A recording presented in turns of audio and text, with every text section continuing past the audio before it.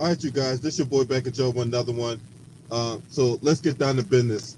So this was something I've been wrestling with for quite a while now, as to whether or not Stephen Curry changed the game or whatever. I've seen articles and I've heard people make that talking point on TV. I've seen it on social media and all that, and I'm still trying to wrestle with this notion that he is a person that changed the game. Now, now, having said all that, I don't want nobody to misconstrue what I'm saying, and I don't want nobody twisting my words, and I don't want nobody trying to, use this as some kind of prop to say I'm a hater and all that bullshit that a lot of people be spewing out, right? He's one of the greatest shooters I've ever seen. He is going to be a first ballot Hall of Famer. He is a former unanimous league MVP, two-time league MVP at that, right? Three-time NBA champion. And like I said before, arguably one of the greatest shooters I've ever seen in my lifetime. I mean, I watched this dude play at Davidson, and the way he shot that three, man, he shot that way better than his dad ever did. And his daddy was a really good three-point shooter back in the day, Dale Curry, right? All that aside, did he really change the game, or was he a benefactor of rules changes and offensive styles that the NBA has implemented and copycat throughout its evolution, right? Because if you remember, I know when I was growing up, before Jordan became a thing, the NBA was centered around the big man, right? Whether it be Kareem or before that, you had Bill Russell and then George Mikan, right? The NBA for a long time, up until like the 80s, have centered around the big man. It always have. Teams always drafted as players in that notion where you built your team from the inside out. And it wasn't until Michael Jordan got drafted where he came in and he dominated in such a way during that time, right? He dominated in a way during that time to where you couldn't just rely on big man or whatever, right? So there was this shift from dominant big man to dominant wing. So before Stephen Curry came into the league, Mike D'Antoni implemented this thing called 7 seconds or less, right? It was more often than not the Euro style of basketball that came over to the United States. And I think and it has had a success. Now it didn't win ain't one of them no NBA championships, but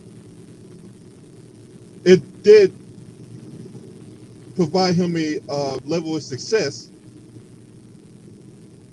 during the course of the regular season. It's enabled guys like Steve Nash to win 2 MVPs. It enabled guys like James Harden to win MVPs, stuff like that, right? So I think that Euro style of basketball, along with rules changes, made Stephen Curry a benefactor of the three-point shot. Now he can shoot that three-point shot at a extensively high clip, right? Between him and Klay Thompson, man, them two are some snipers, man, right? But this notion that he's changed the game, how? How did he change the game? So if you take away, well, you can't really take. I don't want to take anything. I don't want to go off of hypotheticals. I ain't no fan of hypotheticals and scientific scenarios and shit. I'm not a fan of that. But he shoots the three at a high clip, right? But just because you can shoot the three at a high clip, in my humble opinion, does not mean you change the game.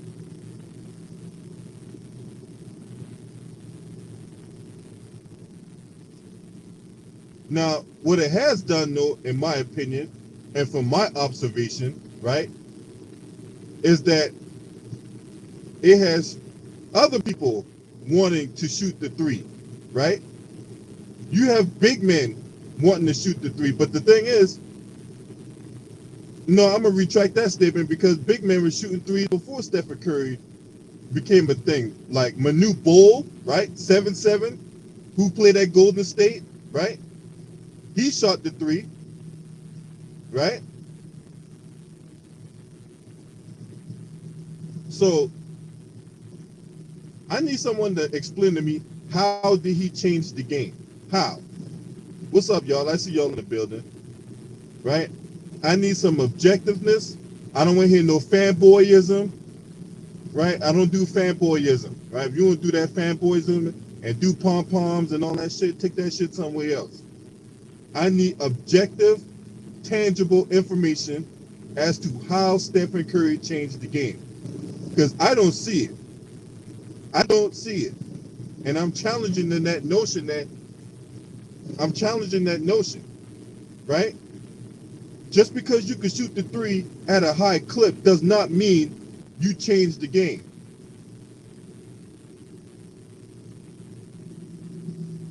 So I'm gonna put a link in this chat room, right?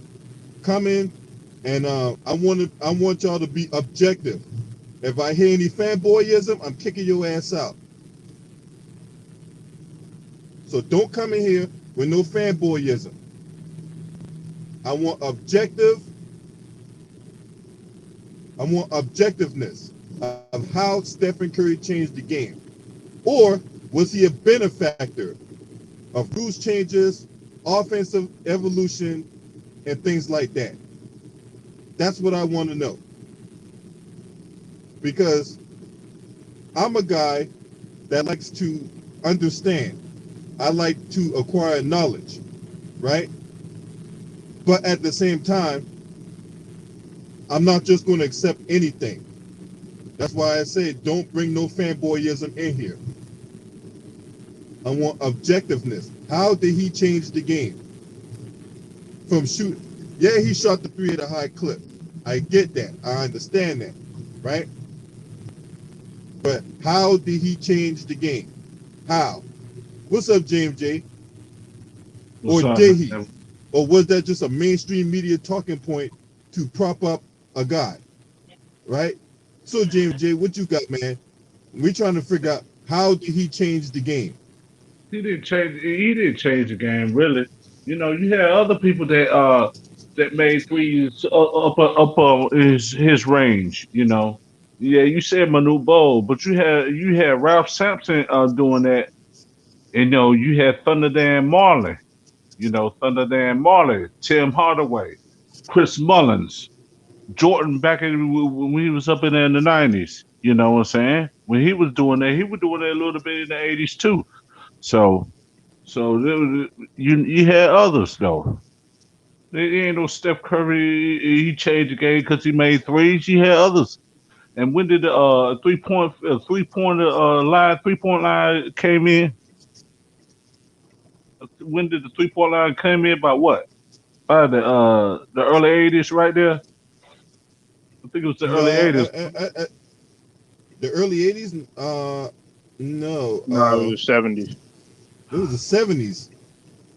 Hmm. Yeah, but Curry did change the game because of the threes, man. You had others that made threes, just at a higher rate. You ain't saying nothing about Ray Allen. You supposed to be chasing his record for 3 point field goals made, the all time record. Yeah, y'all forgot And for about Ray everybody, Allen. hey, JJ, hold that thought 1 second. Hold that thought 1 second. I didn't mean to cut you off. I just want to get. And for everybody that don't know, the 3 point line was first implemented in 1979. All right. Now go Okay. ahead. I wanted to get that out there. The year I was born, 1979. That was the first year the 3-point line was implemented. Now it's Yeah. going through its evolution going further back, but that of 1979 season was the first year the 3-point line was first implemented. But go ahead. Yeah, but you had other people that was making 3 pointers out the ass too. Like Chuck Person and Ricky Pierce. You know, Larry Bird used to hit them off that rate too. Not no 30 feet though, but they made it when they counted from that 3 point line. You know what I'm saying? So other than that, man, Curry didn't change the game because he hit three because he hit the three just like in a higher rate. People, Bird or Age or anybody, or some people who was desperate to hit that game, hit that buzzer beater first, second, third, and fourth quarter. So it don't make no sense to me. It don't make no sense to me. Yeah, other people that made 3 pointers at a higher rate too. You know. Right. So. hmm So All right, other than Polo. that, What? My bad. My uh, bad. Were you saying? yeah, you go ahead to the next person. You go Oh, ahead to the okay. next person. All right, Polo. You next. What you got on this topic? All right, salute to you, L. What's up, JMJ? Salute to you, bro. And what's up, wait, what? I see you in the building, man. Listen, man. Okay, we can't always attach that change the game thing to Stephen Curry. Now, if you're talking about 3 pointers, shoot, I'm gonna go here, L. Nobody gives this guy credit. RIP to Cliff Robinson. See, Cliff Robinson was one of the ones that actually started to take his game out, and extend it. And people were wondering, what the hell is this guy doing? Because when he was with Portland, he was always interior, but he started to kind of bring his game out. And then when he was playing later in the years, he was playing with Phoenix. Then also you had to realize there were other bigs that were shooting. Like you mentioned, Manute Bol. Nobody mentions a guy like Sam Perkins when he was playing and everything. So if you want to look at it from a 3 point aspect, okay, that's fine and dandy. But to me, who really emphasized the change of the game, and I hate to admit it, but to me it was Mike D'Antoni bringing in the 7 seconds or less. Okay, yes, those guys weren't just strictly 3 pointers on that team, but you had a guy in Steve Nash that would just straight up pull up. And so to me, them taking that 7 seconds or less, they revolutionized that. So you see that in the flow offense when you talk about a team like Golden State, because they would get up and down the floor. It was a hybrid. It's a hybrid, and all the teams were starting to use it. So then you had Europeans that were coming in. You had Dirk, that was coming in. He was 7 foot. Nobody had seen anything like that before. Him stepping out besides Larry Bird, and then you also had Durantula coming into the game because you can't name me three players that you've seen like Kevin Durant. And guess who Kevin Durant studied? He studied Larry Bird, and he studied Dirk Nowitzki, and that's a fact. So for us to sit up here and say that Stephen Curry changed the game, we can't just attach that to him. Now, is he a brilliant shooter? Yeah. Is he probably possibly the best shooter ever? Yeah. But he didn't change the game, no. All right. Hey, I'm gonna tell you another one. I'm gonna tell you another one. They used to.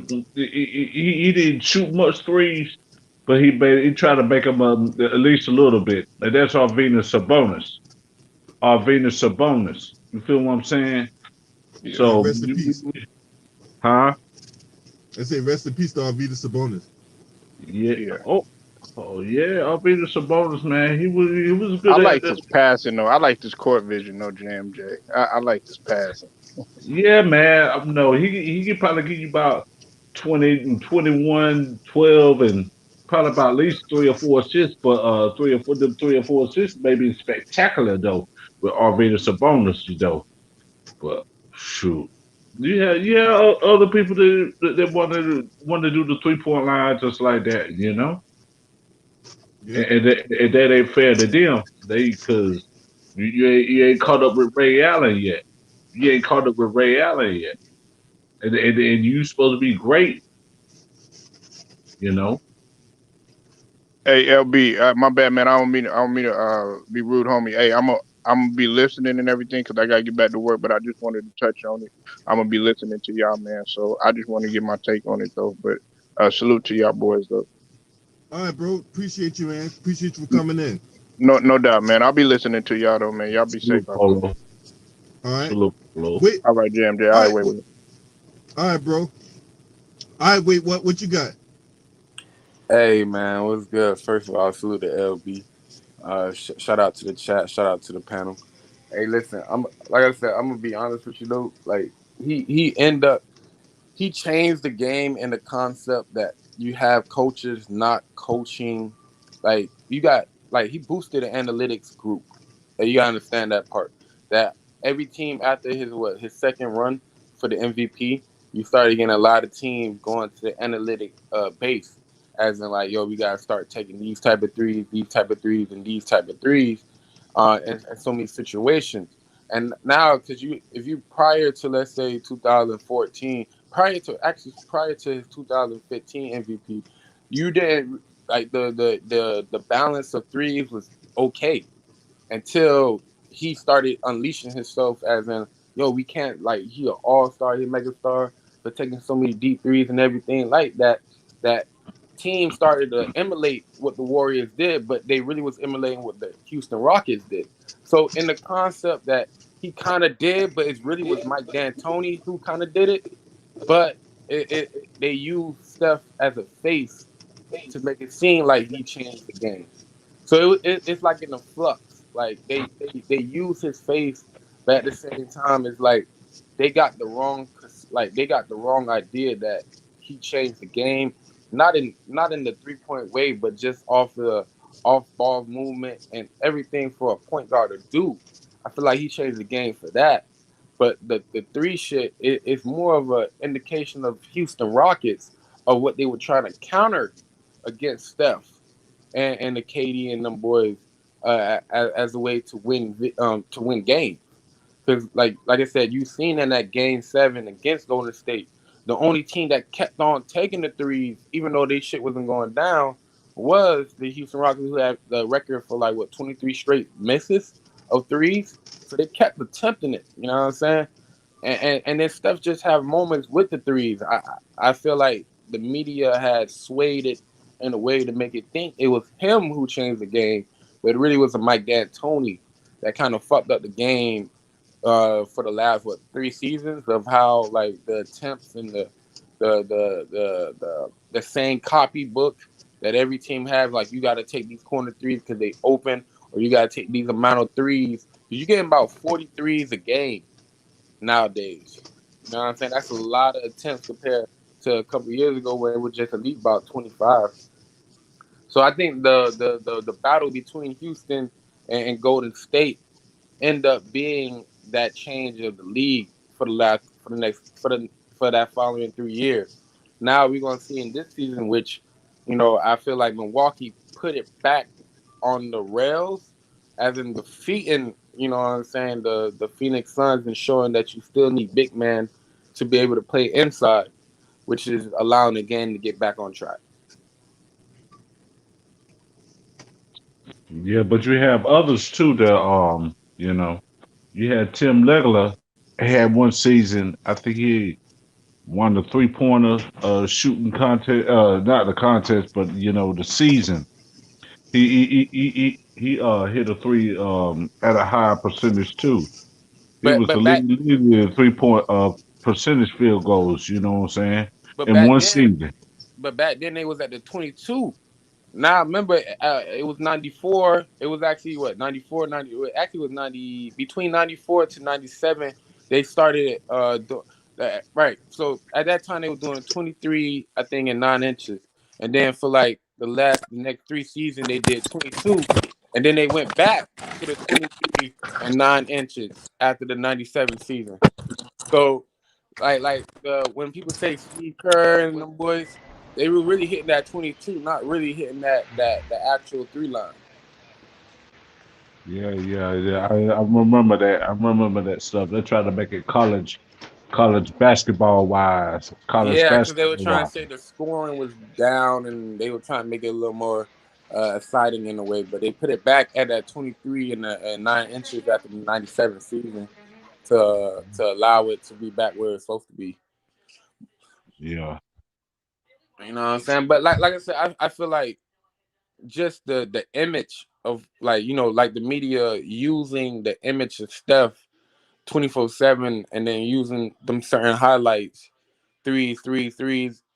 If you look at what was coming up with the AAU and the colleges and high school, they was emanating that as in like, yo, let's take threes. I promise you, when I was playing at the court, and this was during the time of like his high Hayes, as in Steph Curry, you had actual like people coming out there to the court taking threes instead of like trying to drive to the hole. So and that concept, he did kind of change the game, especially not on the global aspect, as in like each arena, but he did touch every park and shit like that because you had dudes out here taking threes when they sort of be taking the drive or even try to do anything else, and they calling out his name.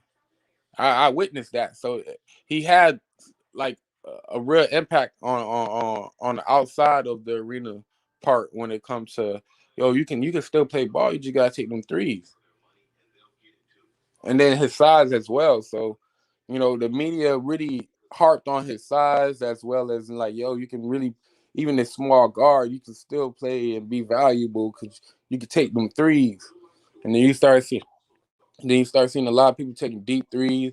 In the last couple of years, as you've been watching the game, you know what I'm saying? That's all you see now. Cause of Steph allowed, like not in a way, but he kind of helped unintentionally help the analytics boost up their credibility. Like, oh, that's a good shot right there, cause look how it's going and bum, you can really do this or not.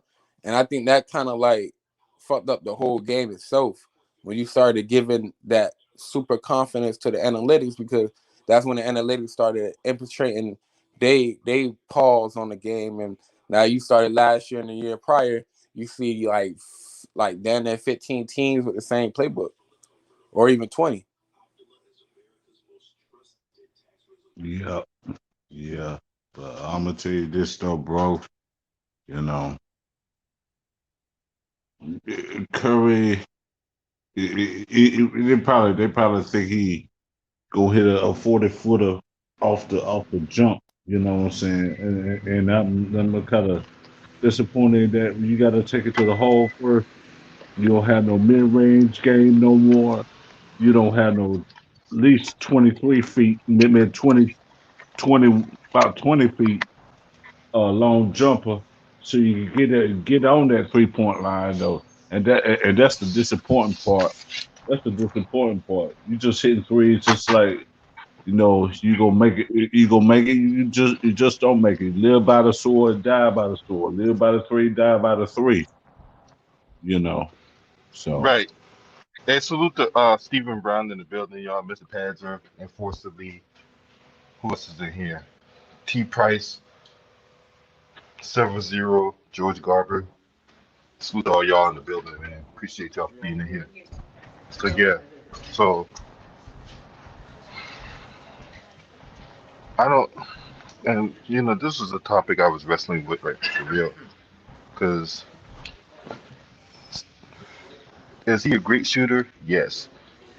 But this whole notion that he changed the game just because you shoot the three at a high clip, I just don't see how that's possible, yeah, you right? right about that. Yeah, And, you right Oh, about like I that. said, LB, like I understand why you wrestling it because like it's part of you that you kind of got to see it in that way because it's like, all right. If you just take him away from everybody else, if it's just him, it's like he been working on it every single day, as in what he do outside that arc. Like everything is like his. It's not just that his game really pedicure that, but he really go into it. Like even when his before game shootings, you can see his ritual, like how he practiced taking shots from the tunnel on a consistent clip.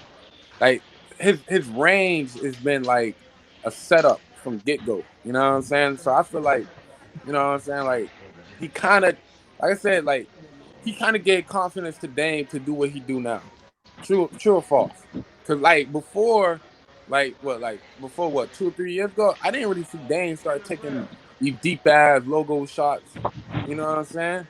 Like I never really he was scoring like in all clips on all three levels at one time, and then he just started to depend on the third level more than anything. You know what I'm saying? So I think that's an influence because of Steph Curry. But where did he get it from though? His daddy. You know, daddy used to hit screens and hit the threes like that too. Daddy Dale Curry. I I forgot think about Hey, because him. hey, hold I on, y'all. I want to address this one comment here in the comment section right here. So Young Fortune says Curry not don't only shoot threes, he go to the whole elite level. Y'all see the layups he be making. Shooting is not all, and I don't know what else he finished after that. But we never said that he couldn't go to the hole at the elite level. We never said that. We never questioned his ball handling skills. We never questioned none of that. So what is you talking about? yeah, he just trying to be negative on the end for no reason. But Daddy Dale, man, he probably taught him to hit them shots like that off the screens or whatever. You know what I'm saying? Daddy Dale was an alright player, but he was a good player with Charlotte, man. Hit them screens and hit that 3-point shot. When he get hot, he get hot. You know what I'm saying? But back in the days, you didn't have the leeway with the coaching. Like Steve Kerr let Steph Curry, pull them things, even though let's say it's unconventional. Like why would you put? He allows Steph to do that. Back in the days, Dell he had to follow what the coach gave him.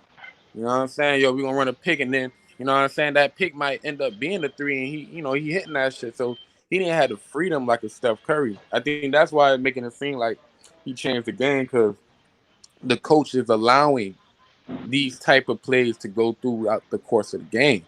Like, yeah, take threes. Yeah, take about 15 of them. Yeah, go ahead, sir. Like back in the day, coaching was not like running to the playbook, run a playbook, and go through the whole system. Now it's like the players is the system for coaches. You know what I'm saying? Back in the days, you had a system for the players. Nowadays, the players is the system, and they try to build around that. A la Steph Curry.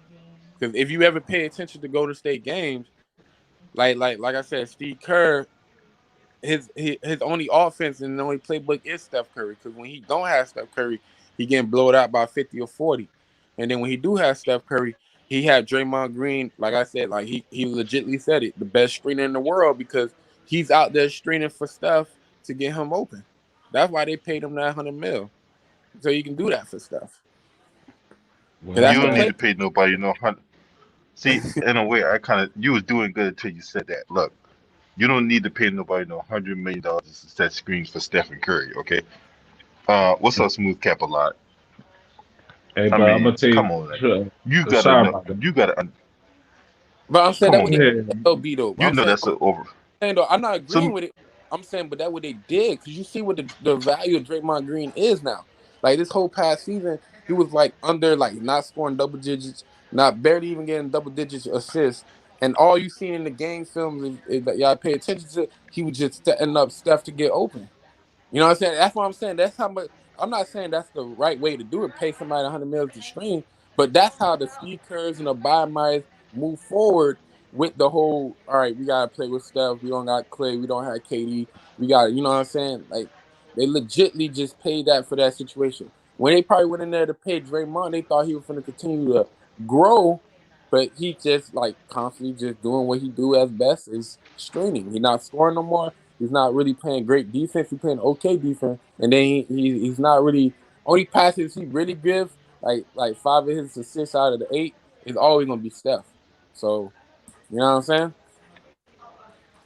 all right. So yeah, but Young Fortune knows. He Steve says Kerr this. was a what's it called? He's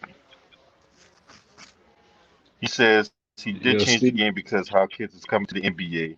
Look at the kids in high school and college. They all trying to shoot deep because Curry made it a okay thing. I gotta disagree because I'm seeing a Just think lot of about that. guys. I disagree with that Just because a think lot about of that. guys like It's only okay if you can shoot it at a high level. If you can't shoot it at a high level, then it's not okay.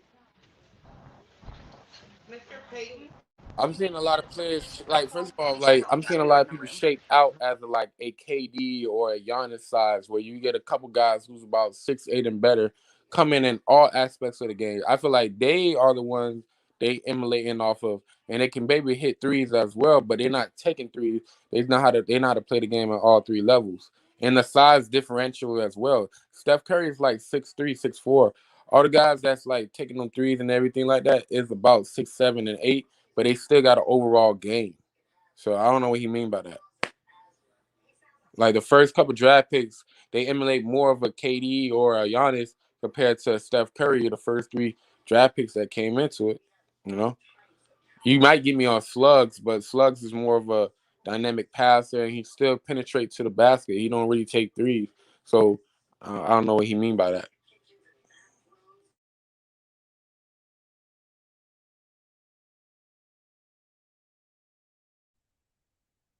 Well, I'm gonna tell you this, you know, they think he might change the game, but he really didn't. You had others back in the old school, 79, like you said, you know, he had shoot, who else made threes? So trying to make threes, it was like who was hitting threes, but I know what you're talking about because of Steve Kerr. That's his coach when he made when he came off the bench and hitting threes too. So Curry and he got him a nice little nice coach with Golden State when he was hitting threes. Steve Kerr was a 3-point shooter when he came off the bench, or a point guard off the ball. Point guard. You know what I'm saying? Then they might hit him, with a three like that. John Paxson. John Paxson set up like a spot up shooter. You ain't got no spot up shooters no more. They just you know go off on the dribble way. You can probably hit some, you hit some, you hit some, and that's bad. That's a bad shot. I remember one time he looked at Curry, he was like, "Dog, man, why you hit that three?" And then when he made it, he said, "Oh Lord, I'm glad you hit that shot. I was gonna get on you." Just like Popovich, you know what I'm saying?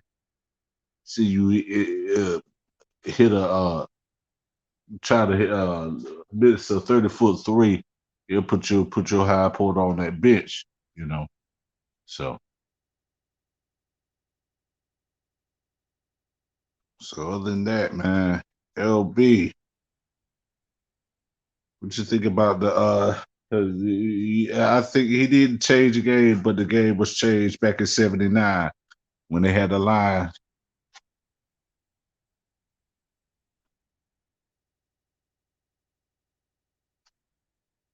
Oh, he probably doing something right now. But other than that, fellas, salute to you, LB. You know, if you talk a little bit more, you know, we'll talk about the 3-point line some more if you want me to.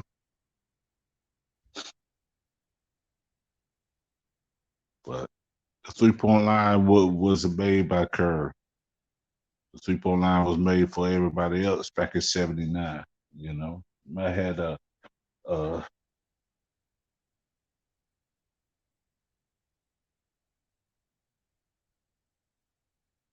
Bill Lane Bill hit a pick and pop where he hit threes in the NBA Finals.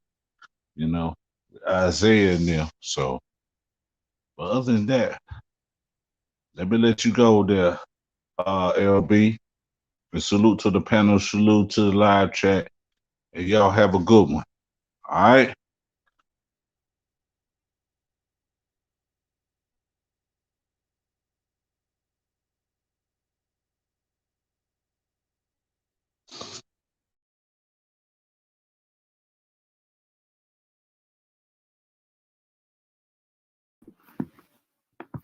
What up, JMJ? What's going on? Is that Sterling? Yeah, that's me. Yeah. Just think about this, that fella. About oh yeah, he did change the game. I'm not gonna sit here and lie because I know he changed how games. I'm gonna say why he changed it. I feel like he changed the game when it comes to threes. Yeah, like But let me ask you this, Sterling. Who got the all-time record for 3-point field goals made? yeah, my bad. Yeah, my bad. Yeah, he changed the game of how 3-pointers was. Cause you look at guys know they come in they want to do no regular change now they want to go in attack the basket point guards want to go attack the basket do some passes but to me he changed the game of how 3-pointers how point guards were like for shooting wise because now you seeing big men shooting you see powerful you seen the guys from the bigs they Hey, it's shooting. Sterling Young. Hmm? Hey, real quick. Hey, I'm not gonna end the stream. Go ahead, keep cooking. I get my eye looked at. All right, so that's why I ain't said nothing because I was getting my eye looked at. So y'all keep cooking. Okay. Hey, check this out though, Sterling. Right. Check this out, Sterling. You know who got to catch up to, right? He got to catch up to Ray Allen. Ray Allen. That's right. You know, you can hit 30, 40 feet. You know what I'm saying? But you still got to catch Ray Allen. He probably about 200, 300, or 400 field goals made, right? I'm just saying, bro. You know what I'm saying? He changed the game because of 30 feet. Probably you think that, but Ray Allen did that. You know, Ray Allen did that. Mm-hmm. So Ray Allen was the one that made the I ain't say made the 3-pointer, but you know he got the all-time record for 3-point field goals made. You feel what I'm saying?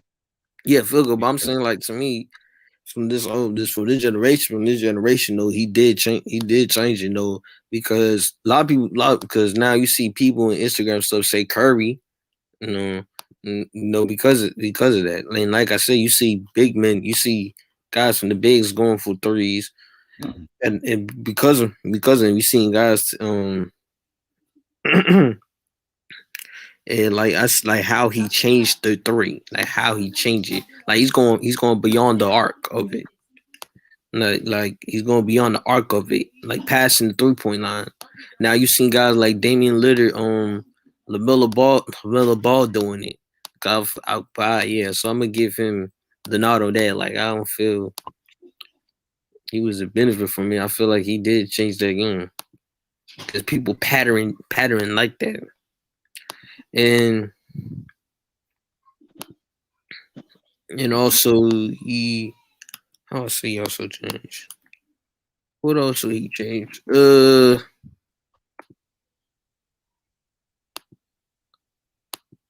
Yeah, definitely. That's what I'm gonna say. Yeah, he did change the game on that. Well, off of 30, 35 feet, Well, not just the 35 feet. 3-pointing. I said 3-pointers because now at the time, big men. I said time. Now you see big men. They go for threes. Like you see Brooke Lopez shooting for 3, Marcus Gasol shooting for 3. I feel like he changed that game. He changed that game definitely, and hey,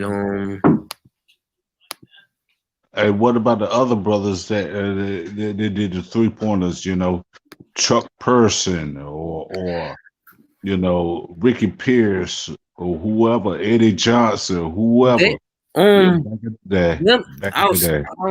know about Chuck Person, but I'm gonna say like this. Like I'm gonna say like Ray Allen and Reggie Miller 3 that. Yeah. I'm gonna put out Reggie changing by using screens because now you see NBA 3-pointers using shooters using screens. You say that, yeah.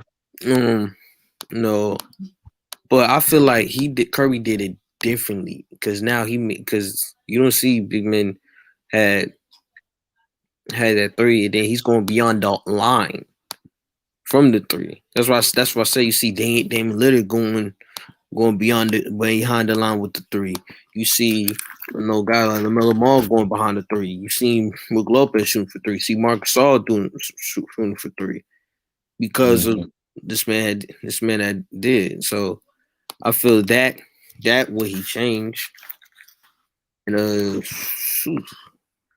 I think what also he changed is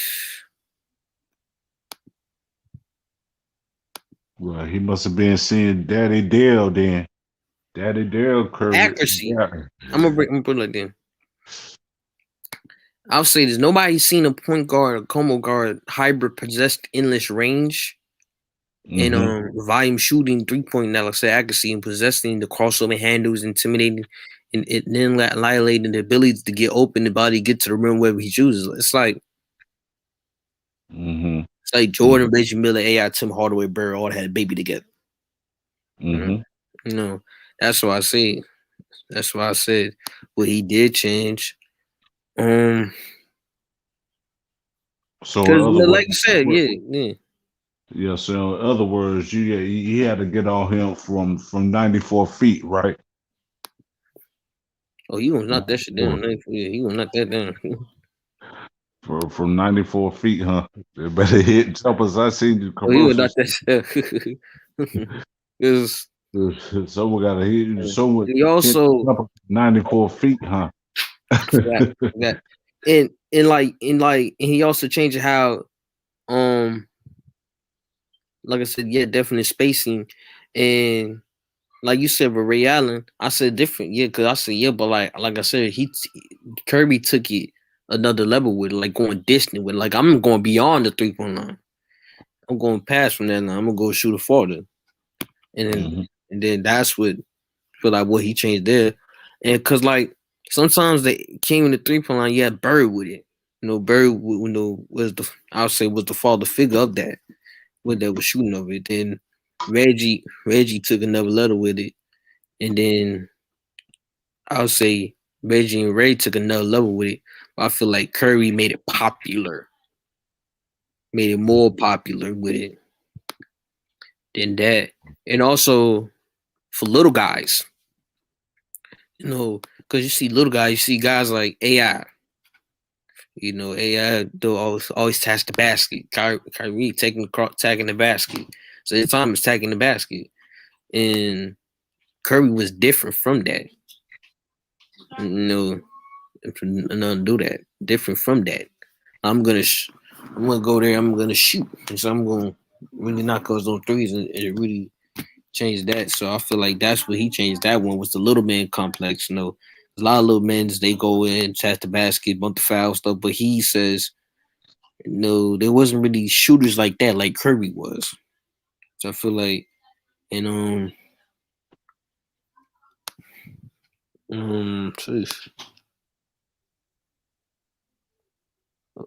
I say it changed as well. Oh, so you saying he could hit off the run, right? He can hit off the run, when they come off of screens and all the other screens, right? Right. Oh, okay. So I feel like that's what he changed. Yeah. But others. Well, Bird can hit it in your face though. Bird can hit it in your face. And go for 60 points too, But it didn't hurt to have a Klay Thompson right there too. So it didn't hurt to have Klay up there too. Yeah, definitely though. But yeah, but like I said, because now you got guys see Curry, you got kids saying Curry. Because that time before Curry came, you see guys like I'm gonna dunk the basket, like I'm going in, I'm going to tap the basket. But after Curry came, I'm gonna shoot, I'm going for three, I'm going beyond the line, shoot. That's That's how he changed that. That's why I see that. Yeah. Oh, okay. Well, other than that, we're gonna see how the season goes this year. If he could catch up with the Ray Allen, I think about a couple of years, Because So I feel like Curry changed. Yeah, that's the thing. I said Curry changed the game. Who else? Jordan changed the game. yeah. Mm, I feel like Kobe changed the game definitely. Yeah. That's a fact. I know that's a fact. Kobe Bean, yeah. Who also I think changed the game? Reggie. For Reggie did. Larry did. Magic did. Yeah. Well, other than that, man, three-pointer has been a part of the game now. We said back in '79. Says so. I'm gonna go out of land, but people might be like, say what? I feel like Vince Carter changed the game, dunking wise. What I say changed the game because when I say Vince, because you see a lot of players, they no these dunk no. I'm not being biased, Polo. I'm serious. I'm not being biased. No, I'm just saying. I would say Vince to me because like that when it comes to dunks, you see guys going for no regular 360 and stuff. But Vince take up a notch like, okay, I'm gonna go off the bat with 360 like video game dunks. Like, I'll say Vince started that one, the video game dunks. So you see guys like Aaron Gordon, Zach LaVine, Blake Griffin, them guys. Yeah. So like that really changed. Yeah, Aaron Gordon and all them, man. I see the 16. I see the 2016 dunk contest between Levine and Gordon. So I seen Jordan with Dominique. Jordan going against Dominique. Yeah, they changed the dunk. They did. They changed to how people wanted to dunk Jordan Dominique. But Vince took it up a notch. It made people like, I want to do that dunk. Like be athletic, took it up a notch with it. So I feel like he made people want to do video game dunks. They made players do video game dunks. But who was the little man that changed the game in dunks? Spellwood. Spellwood. He changed the game. Yeah, Spellwood changed the game. Yeah. I ain't gonna lie. Spud did change the game.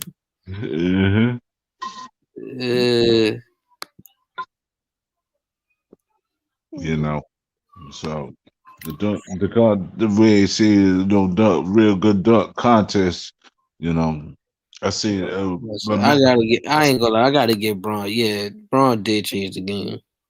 What Braun did what? No, he did it not like in like the NBA thing, but I say the trading. You see Durant how did it? Like Durant did it. You see Harden did it. I feel like Braun was the key point to that because now he made the free agency change. Now you can go into a team and how I know people gonna get mad if I say this. Should I say about Super Team or no? Who? What is it like that, Sterling? Yeah, like Super Team. So I said about he created Super Team or no? Who? Braun. Well, if that was drafted, what I'm saying, at a good time, but free agency. Okay, yeah, he changed that. He changed that. Definitely did. He did change that. But this man Polo said McNose. Well, changed. Yeah, well, but yeah, he did change that. Yeah. Also, So, LeBron did change the free agency thing. no, I'm gonna tell you that. I'm gonna tell you this right now. Hmm. I'm gonna tell you this. Who the first? I'm talking about in sports that did the free agency thing though. And everybody keeps saying it was what's it called? It was Kurt Flood in baseball. Kurt Flood in baseball. You know what I'm saying? But Hmm. you know that's how that free agency came to be. You know, that's in baseball. You know, so they didn't take advantage of the free agency market. If they did, you know, they did. You know, so Kurt Flood made that free agency what it is, but they did implement it till, you know, Hmm. they didn't implement it till. So Yeah, definitely said cool. I definitely said Magic. I said Magic because I said Magic changed the game because now you see big guards. Big guards started passing and playing point otherwise. I feel like he's the one that started that because you see a lot of point guards, they're around like 6'3", like 5, 6 foot to 6'3", but he's like 6'9", handling the rock like that. That's when you say he could do that. He could do that and back off the what's it called? As long as you did the 10 second what's it called? From half court, you know what I'm saying? So but he was a good passer at that. So yeah, he changed that yeah. passing because now people go behind the back and move. He changed that. Hmm.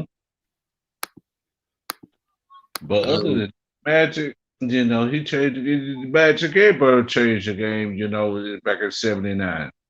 You know what I'm saying? But you know, I feel like who changed? I feel like Allen Iverson changed the game. I forgot that. mhm. I forgot AI changed the game. Yeah, he was rough. He was supposed to play football in Newport News, but he said he go. There's some people change his mind. He just said go play some basketball. You know Oh what I'm no saying? no no no no no no! They didn't change his mind. No. It was reason why he didn't play football because the situation happened to bowling alley when he was in high school. Yeah, yeah, If people yeah. don't know that, you gotta go YouTube documentary and do a deep. No, I'm not gonna go deep on that one, but um, then there was no scholarships offered because he said he want to go to Notre Dame to play football, and so he had no scholarship offers until his mother went to Georgetown. They were known for basketball, so that's why Hmm. he that's why he had to play basketball. That's why he stuck to basketball. Yeah. He changed the I know, fashion of the I game. know Polo. Yeah, I know Polo here saying that Polo definitely gonna agree with me that AI did change the game. Hmm. As many people say, how did he change the game? I'm gonna say how, because people said how he did in the court. I said, dude, little guys come in, like you see little guys, he changed the scoring wise. Cause you see little guys, they all about the flash, they all about the passes, behind the back, behind the passes, behind the back with it. But I feel like AI started that scoring point guard right, that scoring guard wise, like small guys. Like you look at Dennis Schroeder or Kimba, or like I said, no Kimba or no Curry with it, no Curry, no Kyrie with it. I feel like AI was started that scoring point guard thing. It's not point guard, scoring guard thing. Like Yeah. the combo wise, the combo. You know what I'm saying? People like the combo wise, shooting guard and point guard. He Well, changed. I'm gonna tell you a person that did both. They did both, led the league in scoring and led the league in assist. And that was Nate Tiny Archibald. He Mm-hmm. was the first player in NBA history to lead the league in assists and scoring. So I can put you on that though, you know. Mm. So yeah, AI changed the fashion of the game. It got David Stern PO'd about it. Isaiah. He said Isaiah was good. Isaiah was, but not Yeah, like yeah. Like I said, yeah. because Isaiah go for Isaiah's like a. I ain't gonna. I gotta respect the Zeke. Zeke, He said Kevin Johnson was going. Which one? Who you talking about? Who that boy talking about? You said Kevin Johnson. I'm saying, dude, he got it so wrong. Oh yeah. Yeah. Kevin Johnson, Isaiah were point guard. I said combo. Kevin Johnson wasn't a point guard, shooting guard. Isaiah wasn't a point guard and a shooting guard. Oh yeah. Oh yeah, Dell Ellis. Yeah, Robert. Somebody talking about Dell Ellis, but yeah. Yeah. You know, there she had he did his thing, you know. He did his thing, you know. Just speaking of threes, you know. Yeah, Dale Ellis. Curry's a combo. Curry's a combo guard. A lot of people Yeah, don't know that. See, he yeah, got Curry's a combo guard because he yeah, started off shooting guard. yeah. Don Nelson put him in shooting guard until when he got with Mark Jackson, he started pulling. So Monte Ellis, right? Monte Ellis. yes, so technically he is a combo. Yes, he is. He's a combo guard. He started off shooting guard. And the way he plays, he's not really a point guard. He was actually a shooting guard that runs that plays the shooting guard that can play point a little. Yeah, yeah. So yeah, the people that can do that now.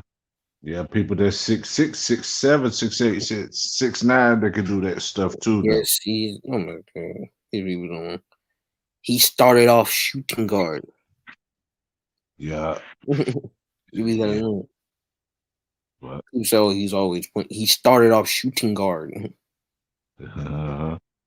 So I think it was big enough to be a shooting guard. He's about 6'2", 6'3", right? He's 6'3". Yeah. So yes, when he got with Mark, Mark put him in point guard. But honestly, he's a combo guard.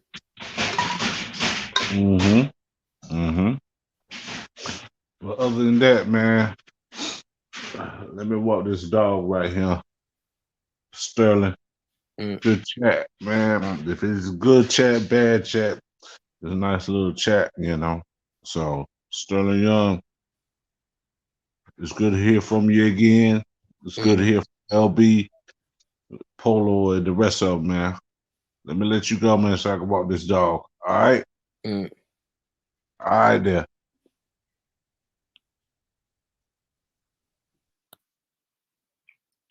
Oh, good.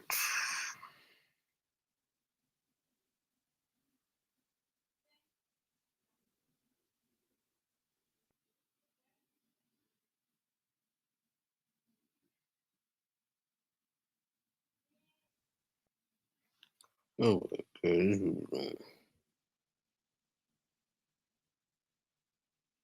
He was shooting. He was in the Warriors. He was a shooting guard. Don Nelson put him as a shooting guard until when he got with Mark, he played point.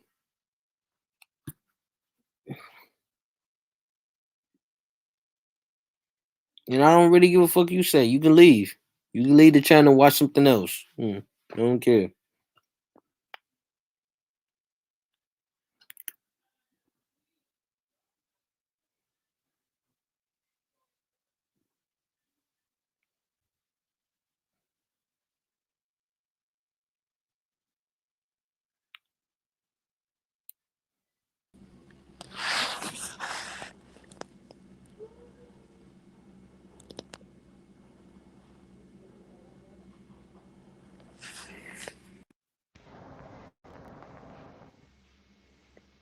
What's up, y'all?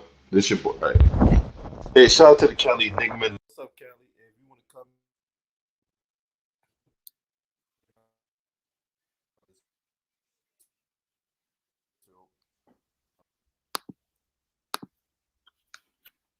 can you hear me, Sterling? Yeah, a little.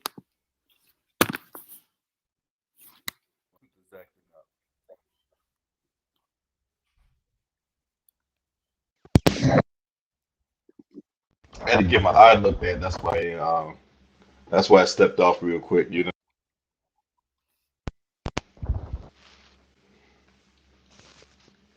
Farnett, ETN, what's up, y'all? But yeah, So what you I missed all that. So what you think about this whole notion that Stephen Curry changed the game and stuff like that? Oh, yeah, I said he did change the game.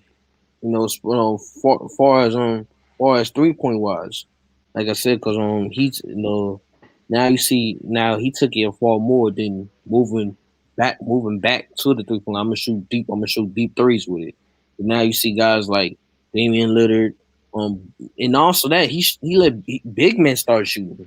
Because of that, he changed that because now you see Brook Lopez, Mark Gasol, Jokic, them guys them big guys really shooting that three, really going back and shooting threes because of him.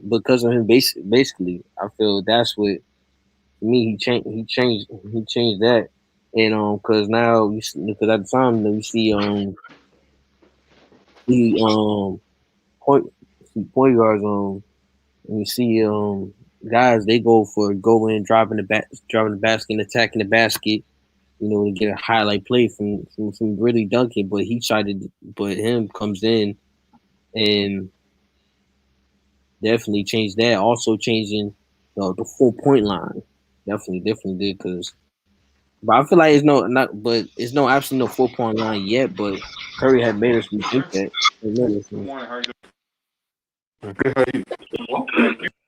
He changed the spacing of the game, bro. Like the spacing wasn't there. So what he did was also because he can shoot from a distance from 35 feet out, he forced defenses to have to start guarding him closer to midcourt. So he changed spacing. As far as big man shooting, they've had stretch forwards since the 90s. Stretch forwards have been around.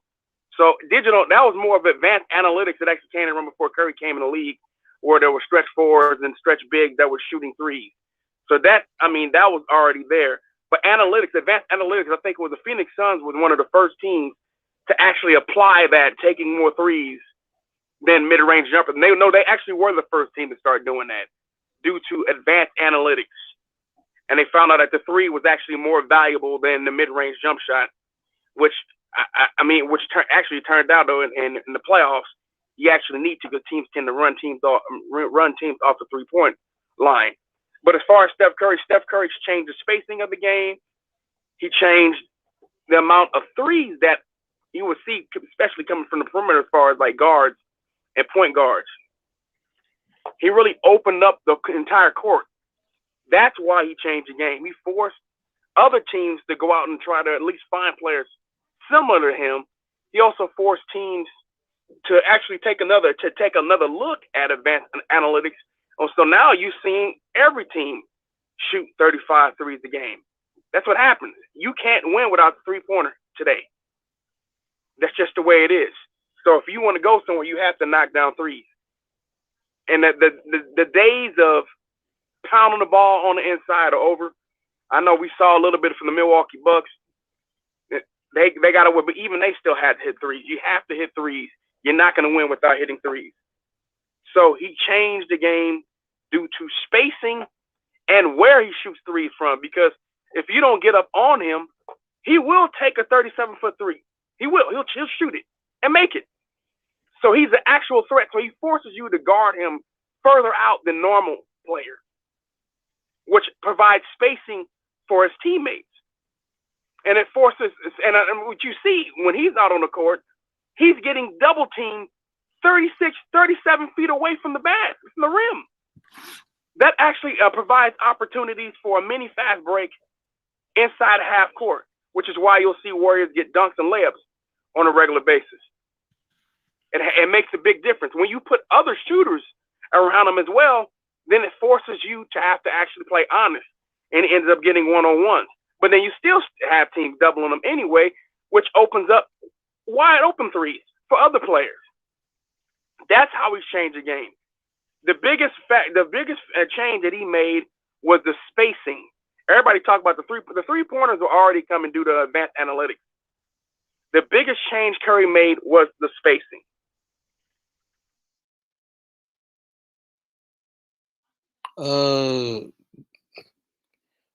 But I'm not saying like big three shooting. I'm talking about in this generation, but he started changing it. In this generation, he started making big men go in there. Because now in the NBA, if you now because like around like in the NBA, it's like evolving to now shooting wise.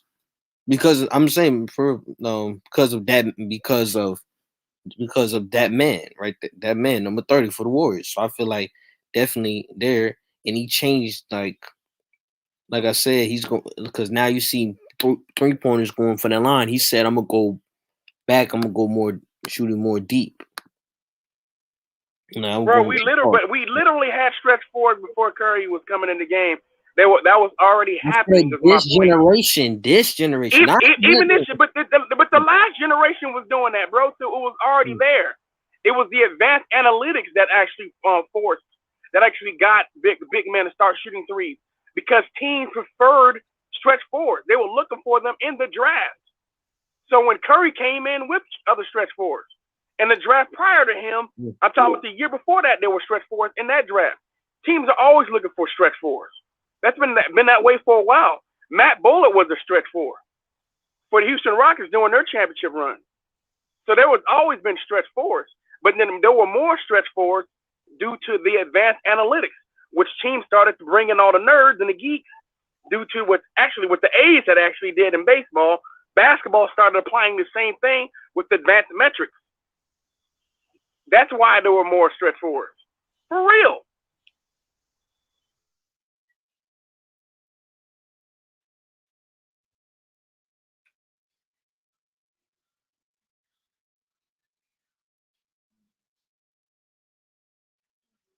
LB Polo backstage. I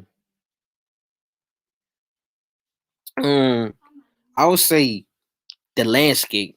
Also, I forgot the landscape. Change the landscape of the NBA, like I said, the 3 Ls. But you just gotta look how other players and teams adjusted their game to catch up with the 3-point style. Because now I'm saying being plays nowadays, you just look at kids not at high school, in college, launching threes all over the same way kids sticking out their tongue and doing fadeaways to like Jordan.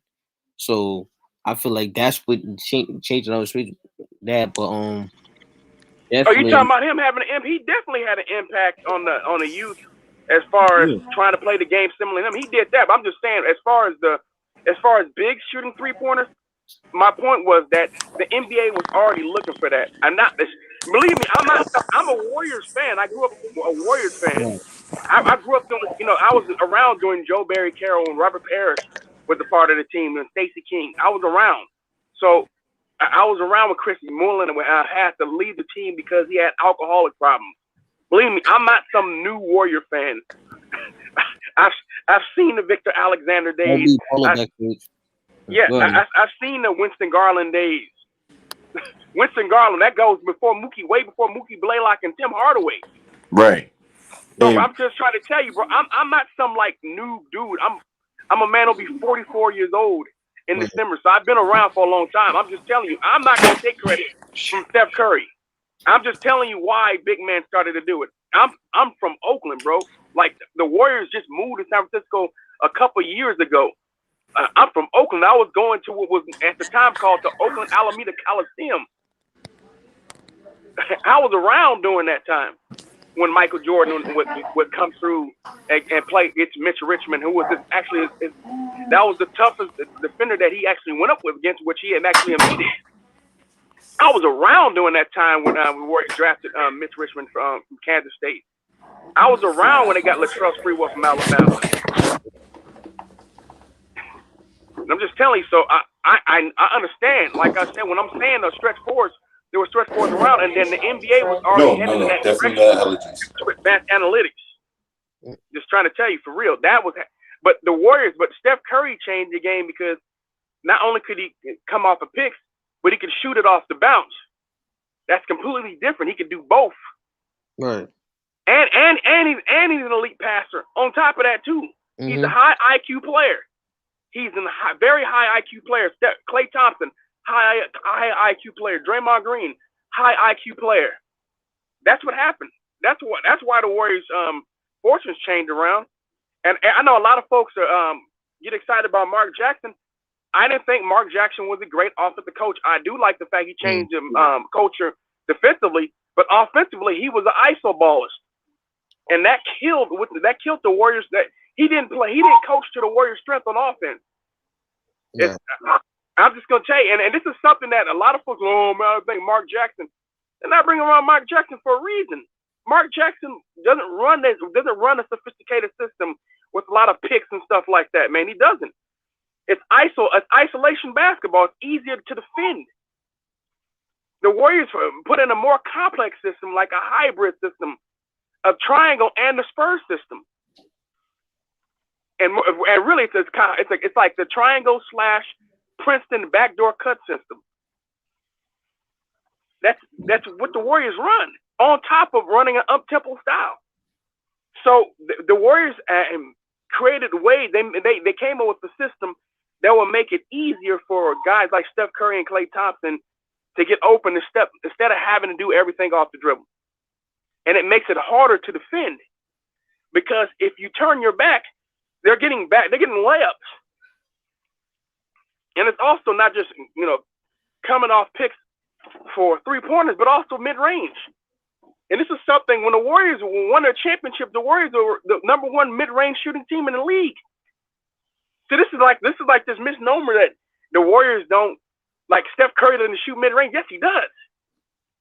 Yes, he does. He shoots a lot of mid-range jumpers. Right. So does Klay Thompson. Long range with it, yeah. No, not long range. They shoot 15-footers too. Mm-hmm. Quite a bit. Because you have to. There's times that's the only shot available. They're high IQ players, so they're going to take what you give them. They're not going to just force threes just to force threes. If you're going to give them mid-range jumpers, they're going to take them. And that's part of the offense. That's the one thing that KD did when he was there as well. You got to hit the mid-range jump shot. And what you have seen, teams that have won championship hit the mid-range jump shot. It's a high-quality shot. It's just advanced analytics actually show that the three-pointer, when it comes to true three-point percentage, even though if you're a good mid-range shooter, you can shoot it at a 55% clip. Advanced analytics with a true shooting percentage, they can shoot anywhere from like 60% from the floor with the three-point shot. So that's why you see teams push to take more. Or you're seeing games where teams are shooting 53s. To me, it's ugly to watch teams shoot 53s a game, but that's what the analytics is telling these teams to do. And that's why they're doing it. But I think that you should be mixing in mid-range as well as getting to the basket. Forcing big men to have to come out of the paint. Someone like Rudy Gobert. The reason you'll see Warriors take mid-range jump shots is Rudy Gobert doesn't want to leave the paint. But when Steph Curry's out there, Rudy Gobert has to leave and vacate the paint, or he's going to get killed. They're going to bury threes. They're going to bury threes all day. So but the mid-range jumper is something that the Warriors do very well, and they have never stopped doing. And something that Steph Curry does very well. It's been this misnomer. Everyone just thinks about Steph Curry and threes, man. Steph Curry shoots a lot of mid-range jumpers, man. He really does. And like I said, I noticed. I watch all the games. Like, do you feel like he changed the game in little man complex, like for guys like around like AI's high, like 6 foot, 6'3"? You think he changed that little man complex with it? Not really. Teams still prefer guys, which right now what you're seeing, they're actually moving away from guys Steph Curry size. Now, if guys Steph Curry size can play, they'll get in the league, which is why you're looking at dudes like Davion Mitchell, who's playing well in summer league right now, from Baylor, who's a hell of a defender, bro. He's basically Patrick Beverly with offense, right? But teams prefer dudes like Cade Cunningham, 6'8", 7 foot plus wingspan, elite athlete, great lateral quickness, can defend, rebound, and dish. Those guys are preferable. They're looking for perimeter players and wings they're basically looking for a point guard to be around 6'5" and above, they're looking for the shooting guard to be about 6'6" and above, and they're looking for small forwards to be 6'8" and above. Right now, that's what teams are looking for. Teams are looking for length. So just pay attention to the draft, and that's what changed. So the game is changing. They want to be able to defend a guy like Steph Curry with someone who's about 6'7" with a 7'3" wingspan or 7'2" wingspan, right? Making life tougher for them. They're looking to put length on these dudes. It is going to make life tougher. So they're definitely moving away from shorter players, which is why you saw Davion Mitchell, even though he can play, you saw him fall down in the draft. But when he's going to be going against somebody like Josh Giddey. As Josh Giddey gets stronger, you're talking about a point guard who's 6'8", man. He's going to be able to shoot over a 5'11" Davion Mitchell. Even though he can get up inside you, just like Patrick Beverly, but you can always shoot over these dudes.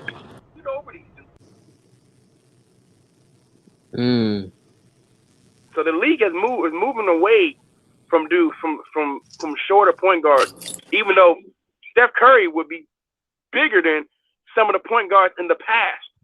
Remember, point guards used to be around 5'10" to 6 feet. A lot of point guards, like Magic Johnson, was like an anomaly, right? All right. So you would see point guards usually would be like, look, they're not looking for those type of dudes anymore.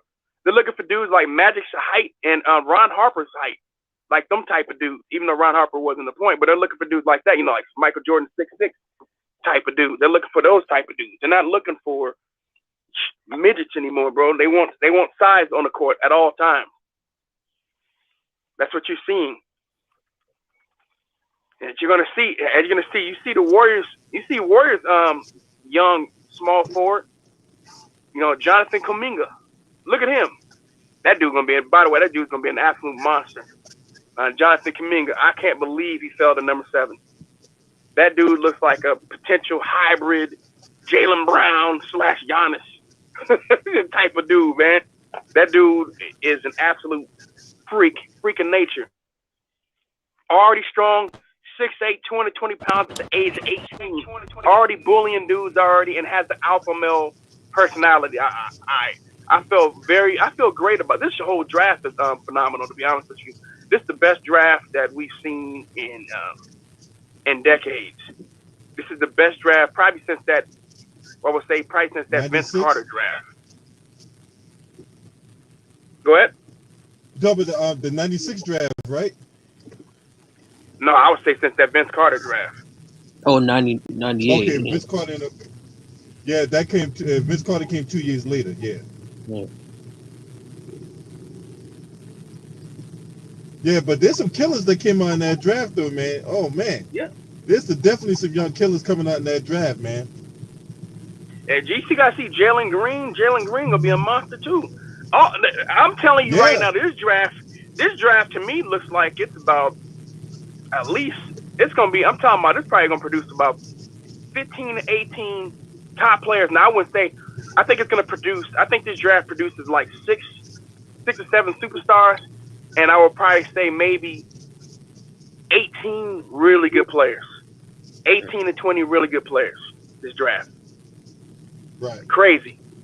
I already see superstars all over this draft right now. Let me say this. Jalen Green will be out because Jalen Green ended up hurting his hamstring.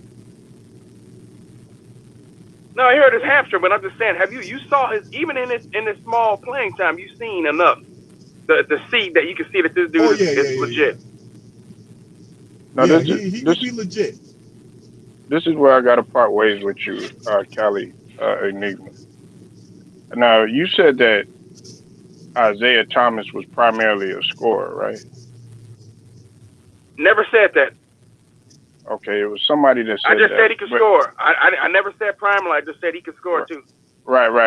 Okay, but this is the thing. You also said that Steph Curry also piled up assists as well. I saw him play, and he was an elite defender. Right.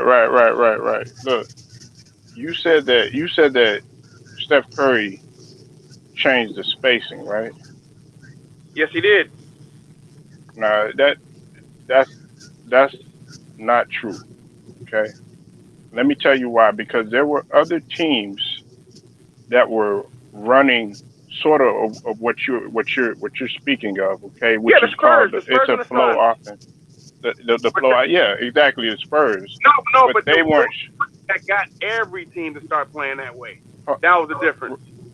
Right, but I'm talking about in terms of, okay, the defense, because you gotta think about it. There were rule changes time and time again, especially after the hand checking rule. They kept coming up with all these rules, all these rules, all these rules, all these rules, especially with bringing the ball past the timeline and things of that nature. See, back in those days, they weren't gonna let a guy like Steph Curry do what he wanted to do, because the game it wasn't even catered to 3-point shooters like that. If you did something like that, you notice, Cali, Nick, man, you paid attention to the Warriors. If a guy like Chris Mullin was just only shooting 3-pointers and all that other stuff, they wouldn't allow him to do that. But we know that Chris Mullin could shoot his ass off. We know that several Chris other players Mullen doesn't On have that the Warrior handle squad of could shoot the ball like that. But unfortunately, the he game never shot the ball as wasn't well as catered Steph Curry. to those players like that. But No, but he when never you shot. talked about Chris the stretch Mullen four, never I thought shot that as was a well as good Steph. point, because I mentioned Cliff Robinson, and I don't think that Cliff Robinson had got enough credit for him implementing that, because when he was in Portland, and then he started to do it more when he in a later career when he was in Phoenix, and then you had other guys that were doing that. That's what I meant as far as Steph Curry being tagged with this change of the game stuff. But in terms of the spacing and stuff, I don't agree with Steph Curry changing the spacing and everything, because to me it was the Spurs and the Suns. No, the Spurs and the Suns did not change the space in the way that Steph Curry did. Nobody was being guarded, bro, 36 feet away from the basket, bro. Come on, stop. That didn't You said happen. what? Nobody was being guarded 36, 37 feet away from the rim, bro. Steph Curry Well, brought no, that. I mean That wasn't that's what I'm happening. saying. The changes. Listen, they would pick you up 94. Like when you played against the 90. Like let's say you played against like Chicago and them. Jordan, a combination of Jordan, Pippen, and Rodman were not going to let you, especially if you were weak at the ball handling. They were not going to let you bring it up like that, because you're talking about not three of the best defenders of all time. So they weren't going to let a guy like Steph Curry just dribble, dribble, dribble, or Harden dribble, dribble, dribble. No, you were going to have somebody that was on you that was going to frustrate you No, bro, all you all had the to do is time, screen them like off a of you, bro. PJ Tucker, like All you a Pat Beverly, like a Bruce Bowen. you to get be them off you, right? You set a pick. You screen that defender off of you, bro. And then you get the guy in front of you want, and you still gonna get the shot you want. On top What, of in that, the too, half court, or are you talking about no, when you I'm bringing talking it up? Because you're even not in going the to be half able to court, do bro. that. They were going to Yeah, but pick you up even full 94 court, feet. even okay, pick him up 94 feet. You'll be They getting weren't fouled going to for let calling you. Luka do what he wanted to do like that. They're not going to let Harden do what he do like that. You think there was nobody really doing that back in? There was nobody doing that. Bro, you do understand that these players today overall shoot better than most of those players did back then. That's a That's fact. because they're working on it. There was a lot of I players know. that could shoot. They didn't That's work what on they it back work then. on. That's what the I game know, but is catered to. But I know, that's not responsible of Steph Curry. the game is better to watch today than it was back then. No, it's not. Yes, it is. The No, it's ratings don't not. lie. I want to see defense. The ratings don't. Anybody a three-pointer. Why you think a lot of people do like Giannis? Why you think a lot of other people do like to see defense every now and again? Just like Two-Raw doesn't like all that scoring. I'm with him. I like defense. I like a low-scoring game. No, and I know this. No, but this is what you prefer. You prefer the days Uh-huh. where dudes could grab you, rough you up, No, and no, stuff no, like no, that, no, right? No. I'm not. Okay. I like solid defense. Don't get me wrong, but not. Let me say this, and then you can go. In the 80s, the 80s were actually softer than the 70s. In the 70s, it was actually rougher than the 80s. The 80s were mild compared to the 70s. You could punch somebody in the face, and it would just be a regular foul. There wasn't even a technical foul to elbow Okay. somebody or push somebody to the ground. No, man, Okay, you don't you got need no. stupidity in the game. So basically, You got a point. You want somebody that's be able to put their hands all over somebody and got it. No, move your feet. Move your feet and contest. Yeah, listen. I understand that, but when you mention that, you're mentioning guys. Okay, let's say for instance, I made this point before. When you talk about a guy like Dennis Rodman or whatever, Dennis Rodman can move his feet. He can move his feet, but everybody thinks that just because they see clips of him shoving Scottie Pippen in the stands or something like that, they automatically think that he was grabbing, holding, and all that other stuff. Everybody was doing it, and that I mean I like '80s basketball, but I like the fundamentals that were involved, and I like the team play, and I like the movement, and they Bro, had there's high somewhat of level spacing, but it was fundamentals kind of now. crowded back in the That's interior. There's literally That's cap. fundamentals now, and more. What happened? You're seeing there's actually more system. Back in the '80s, bro, it was more isolation basketball than it is what you see with the system offenses being ran now. It's actually the game's being played at a more fundamental way now. The Celtics weren't an isolation team. The only thing that you see that's not really there, which I would like to see return, is more center play, more big man play. I would like to see some more of that type of stuff play. But other than that, bro, if you want to really be honest, there is Celtics weren't an isolation team. Detroit wasn't an isolation team. Lakers weren't an isolation team. Oh, bro, there was a lot of isolation teams. Bro, there was a lot of isolation. It was really in the '90s. That's when I felt like more isolation began to come about. You didn't. Hey, Cali Enigma. Am I lying? Right. Melo was mainly. You didn't see a lot of Melo and T-Mac and Kobe on the island by themselves back in the '80s. You didn't see that. What? Mark Aguirre? You did not see that. You did not see that. The ball moved. Dude, the ball moved. That's why the Lakers were phenomenal in what they were and what they ran. The ball moved a lot more today than it ever did in the '80s, bro.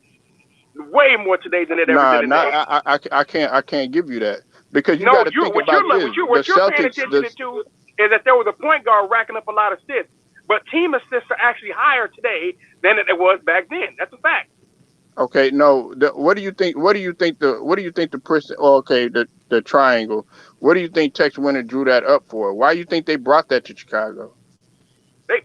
They brought that up because everybody gets a chance to touch the ball. You should know that. Hold on, because y'all run a hybrid of that with the flow offense. When you talk about the Princeton, when you talk about the triangle, when you talk about the flex. Oh, come on, no. Let's be honest. Michael Jordan didn't play a lot of ice on that triangle. Not toward the end stages of his career. No, he didn't. The ball did move a lot. Michael Jordan would handle the ball most of the time, wouldn't pass the ball unless he got doubled. Then he would pass the ball, and a lot of times he shoot over the double. What I'm saying, like we talking about like just a straight ball stopper. That's not Jordan. That's not what Jordan was. Jordan ran a lot of ISO in that triangle, bro. He wasn't okay. But the ball moved, and everybody had a chance to touch the ball. But the ball moved more when Michael Jordan was off the floor. When most of the time when Michael Jordan was on the floor, the ball didn't move nearly as much, bro. Michael Jordan handled the ball.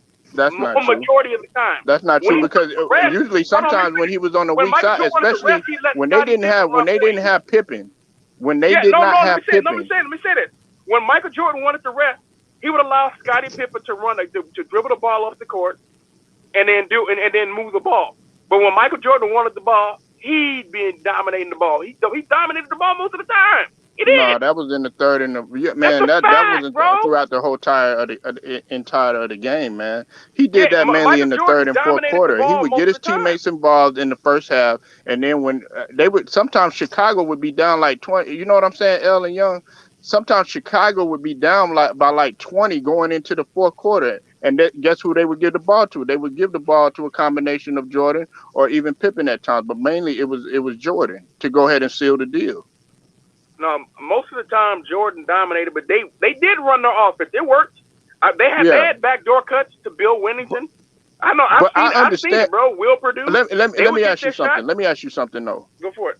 See, because I want you to explain to everybody, because a lot of people don't understand that what Golden State is really truly running. They don't understand what a flow offense is. Thank you. But I felt like you on this end, you did explain it perfectly when it was a combination of, I think you said the Princeton, or I call it Utah, but Princeton. You got the flex, and you got the somewhat of a variation of the triangle going on, man. Just explain that to everybody, because a lot of people don't really understand that. You saw it a little bit with Phoenix, how they were running the pick and roll with Monty. They ran different variations of the pick and roll.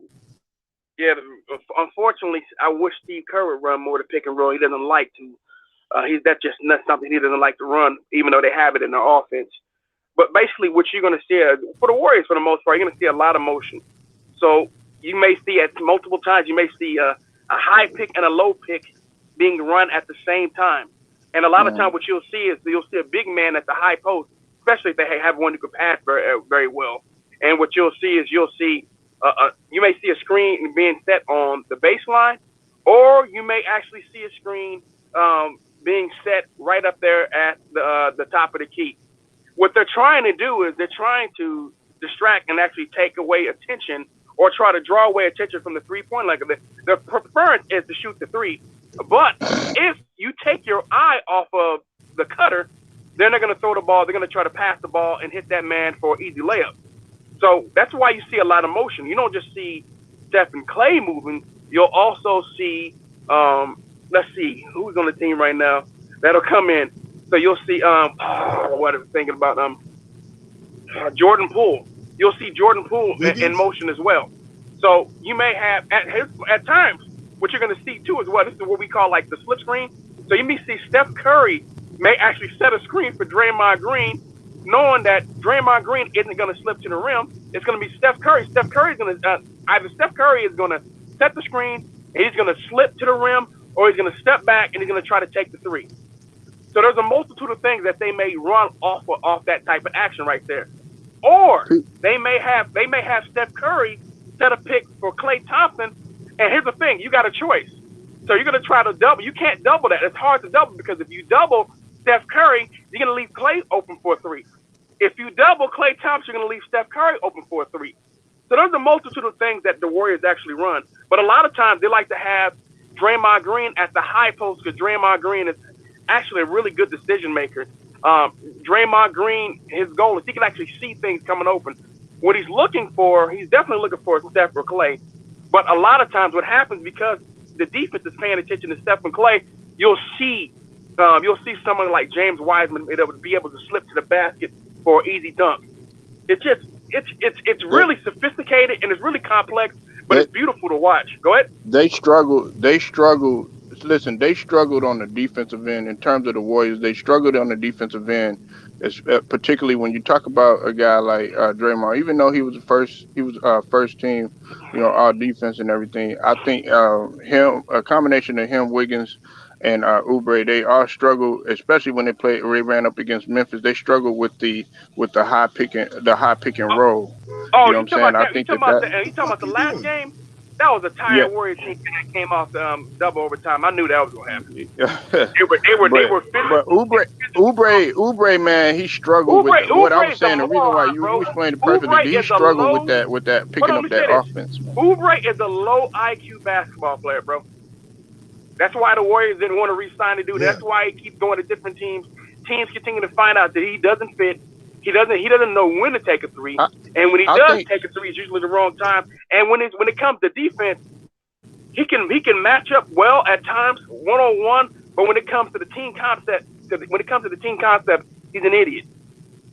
He's a good pickup in Charlotte because he's gonna be a good pickup in Charlotte because the style of offense that they're running. Now you just talked about something that was key. I will give you this though. As far as them picking up point guards that want to be lengthy, that have that 7-foot wingspan and everything like that. Okay, you talk about LaMelo Ball because he's not growing yet or whatever. That's a prime example or whatever. I think that he's going to thrive in the Charlotte offense or whatever because if you look at Charlotte and you pay attention to what they're doing, they got a dude in Boat Knight who's going to back him up. Then you add athleticism of Oubre. And Yep. then you got Kai Jones he gonna be a stud or whatever. Man, them Charlotte was already pretty good until LaMelo had got hurt. Now I'm gonna tell you, So but Oubre, Charlotte's you on the gonna way find out up, about man. Oubre though, bro. I disagree. Oubre I is the black hole in disagree. the moron. I disagree. I disagree. I I don't think agree. Kelly Oubre is going to thrive in Charlotte. I don't agree with that. Think about this. He's been in Washington. He's been in OKC. He's been Mm-hmm. to Phoenix, Golden State. This is fifth NBA team. And eventually, the problem is him.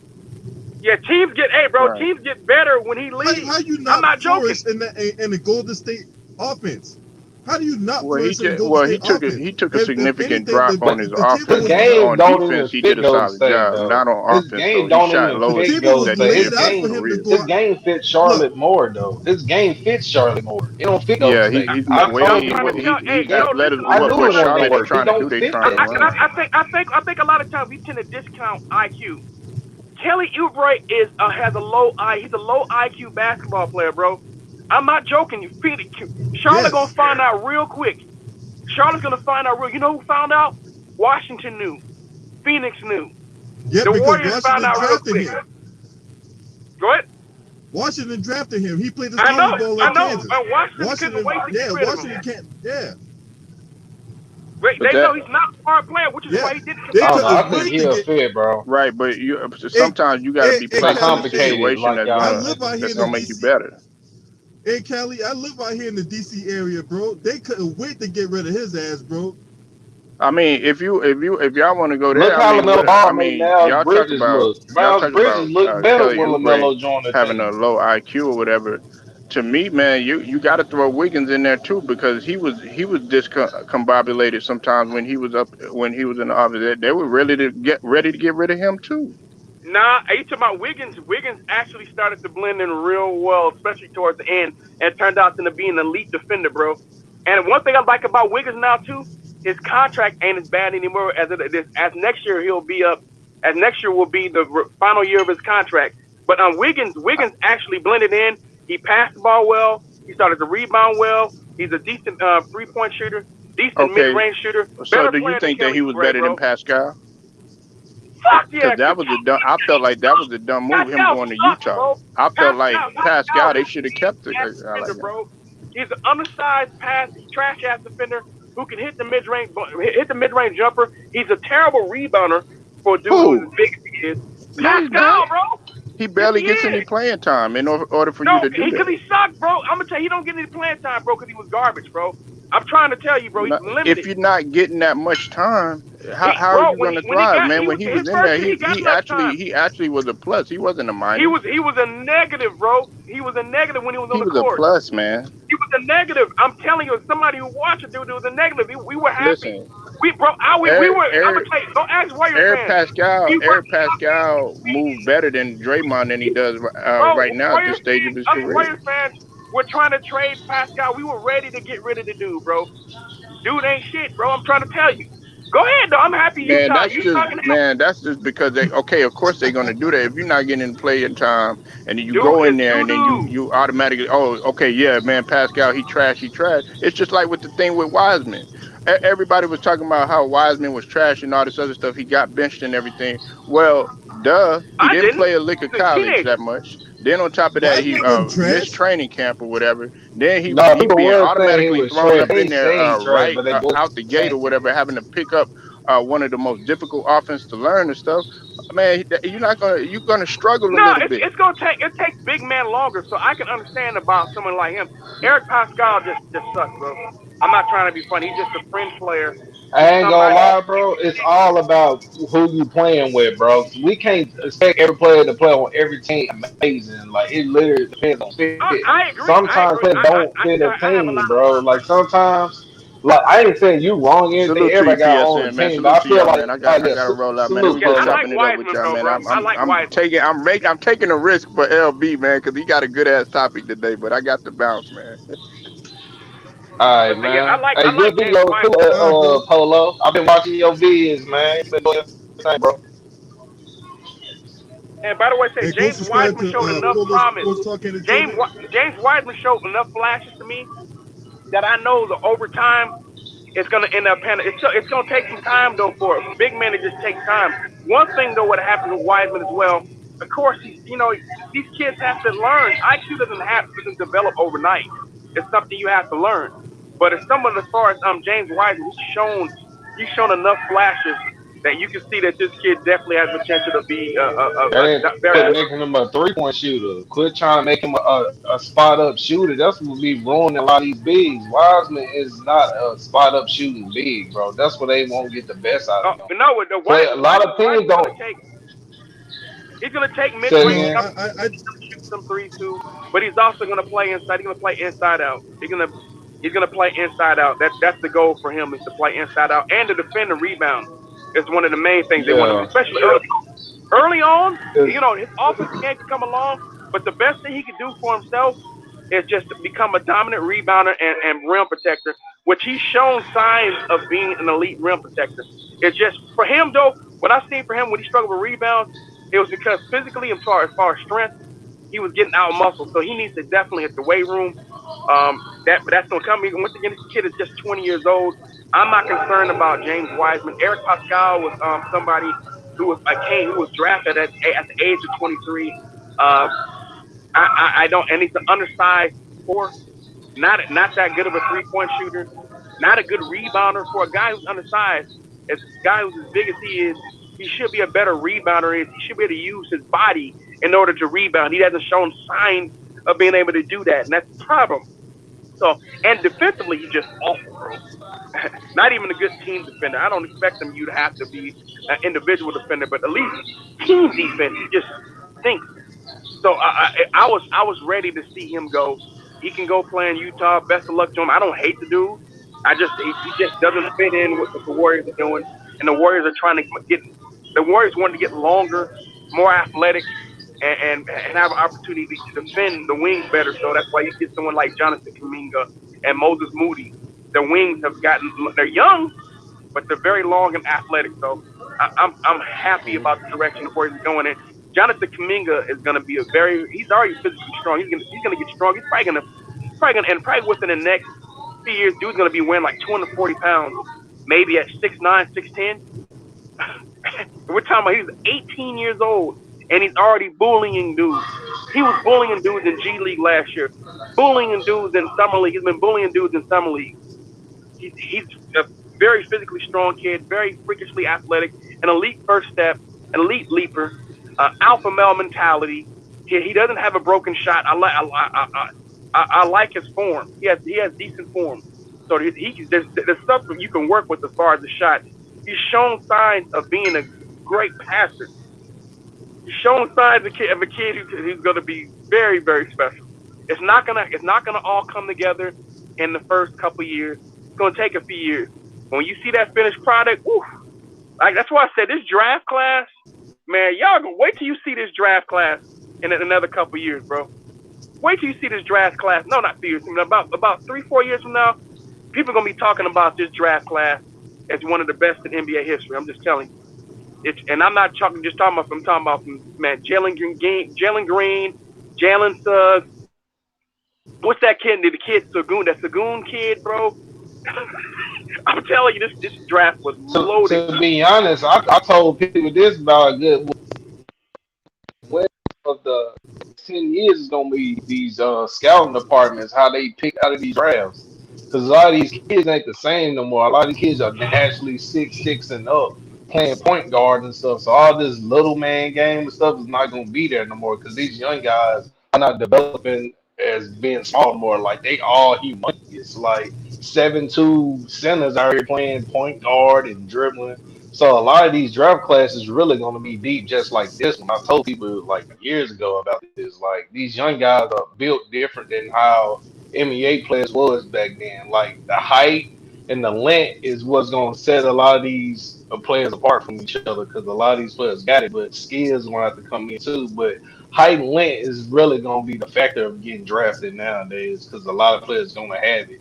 So you have to really be good if you're undersized now, but because you will get replaced by this length and height by these players now. A You lot of ain't these young lying, bro. guys, yeah. You ever heard of this kid? You heard of this kid that's coming out of France that's coming out of France in a couple years? Victor. Oh yeah, the 72 dude, Victor. I want to say last. Yeah, man. Yeah, that I've kid been right telling there people gonna be a about it, problem. man. It's crazy. So he has a 7'8" wingspan and can dribble. He can handle the ball, pass, Hmm. shoot threes, play with his back to the basket. He hit the weight room. But man, he has great footwork already. I'm trying to tell you that the future of the NBA is crazy. When I hear. That's why I hear the other dude, brother who just left. He hates the game. The players are getting better. The players are getting better. They're more skilled than they ever been. This is misnomer that the league is not getting. No, the players are better. The league is more skilled than it's ever been. The players had to rough up the game because they didn't have the skills. So The you only needed thing more. about the skills I don't agree So with is the the only the lack of overall game. Like players, all players do is shoot threes, and teams are making players who has a mid range game, a low post. They take them out there and make them shoot threes. That's the only skill I don't agree with this day and age. They don't allow No, players but to play an overall that's well, game. that's It's a man. lot more there's a threes reason than for that. anything. There's a reason for that. Here's a misnomer. Hey, Those kids can hold shoot on. the mid range. Hold on. What you got, LB? Analytics. What you say? There- there- Hey, there's a reason for that because the philosophy and analytics has a big thing to do with that, with them guys shooting the Okay, yeah, three, I would. because Yeah, and, yeah. I don't like that shit though. But you're right. analytics I don't like it, but you're right. is a big thing of why guys is only shooting threes and all that. And in my opinion, analytics to me has watered down the IQ of a basketball player. Case in point, Big facts. there was a Big game last facts. year where you had the Nuggets play the Warriors. I mean, not the Warriors. The Nuggets played the Wizards, right? Oh, I know what you talking about 3-on-1. too. You had a 3-on-1 I break, know what you and talking that about. motherfucker shot a three at the end of the game. Oh, what the fuck? And I think that was down two, LB. I think that was down They was 2 points down when that two. happened when they shot Yeah, that they was three. down Yeah, you're two. right. It was Right. 2 minutes in Wait, the wait. paint This and was they towards ain't the passed end of it the to him. game. Yeah, y'all at the end. It was You like had two a niggas in the 4-on-1 paint break, and and they somebody shot a shot a three. three. Right. Hey, that's that's And that's not that's even that's was that it Frank. player. Right. Was it Jamal Murray that shot the three? No. Yeah, but that's Was it that's that Michael player Porter No. for Jr. taking a that bad shot the shot. You three? can't put that No, all because players. it was Frank Campazzo. Now here's the thing though. This is the misnomer once again. Because pastors, the elite pastors, kids are coming out with higher IQs today, man, especially globally too. I'm seeing a lot of high IQ players that I didn't see, 10, 15 years ago. I'm talking about as far as big man point guards, guys who see the floor well. That's there. These guys are more. These guys have higher IQs overall than they've had. The game is more skilled than it's ever been. It's just misnomer that the game is actually getting worse. No, it's not. These guys are far more skilled than they've ever been. It's just not true. It's just that people The are used bigs, to man. watching dudes The rough up. bigs are not more skilled. No, The bigs is actually, a definitely lot of not these more bigs, they skilled know just they because just they a lot of shoot these the bigs ball just got point more. guard skills. A lot of these bigs got point guard skills. Some of the ones I wouldn't coming in even now. say point guard skill. It's just they can put the ball on the Hey, floor. To hey, give some of them them play. that big Oh, That's hold on. fact that's that they got Hey, point that's guard some skills, of them that's they too play much point guard in credit. high school. They ain't doing that now. That's too Hey, much some of them credit. dudes play A lot point of these guard in bigs high don't school. got point guard skills. They don't have point guard skills. Point guard skills is different than putting the Hey, ball on hold the on. ground. Spinners ain't point guards now. They can put the Hey, ball on the some. ground, but they Hey, ain't some of that them base good. play. Hey, bro. Yeah, you got it. My fault. Hey, some of them base play point guard in high school, like Anthony Davis, he was one.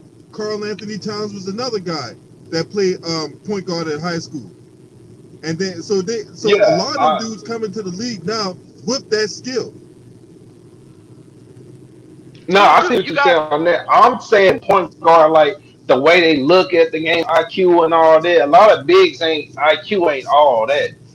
The thing that man. I look at, A lot bigs of are these dudes not only overall. These bigs are not nowhere near overall better than the bigs before them. They can put the ball on the ground. I would give them that. They can put the ball on the ground. They can shoot, but it's not like 40% craziness. But they can Oh no, shoot. But I'm not gonna overall say wise, they I'm defense not ain't gonna say better as the old days, and they post game, the midi is not like how it was. You no know, no it's a give and I'm take not how gonna you look call at I'm it. not gonna You call these know. dudes. I'm not gonna call them Akeem Olajuwon or David Now, Robinson big, you or wrong, I'm not but calling them none of them type I'm of with you dudes. on other I'm just stuff. saying the skill overall, bro.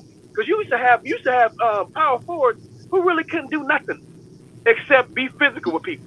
And those guys dudes will be starters. You used to have a lot of those dudes around the league in the NBA, Mm-hmm. especially in the '90s.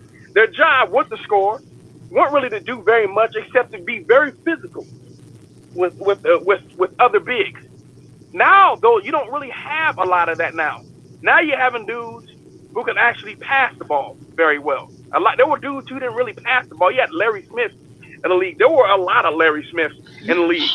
Former Warrior enforcer, Xavier McDaniel. A lot of these dudes weren't really known for anything other than being physical and intimidating players. Now they solid rebounders, solid defense, but not like these dudes now. These other dudes now I think it have the goes ability. with the era too, though. I'm with you on that. You right, but the thing that we kind of overlook is the era of basketball that they was playing in. Like if the era how it is now, when it's analytic, a lot of 3-point shooter, not too many bigger players. Like you look at the league, it's not too many big, strong players. It's a lot of agile, compact type players. Back then, you had a lot more stronger players and stuff like that. That's what power forward centers that was big, strong. Now we used to say power forwards. Now they could be a damn near two. They could be a three.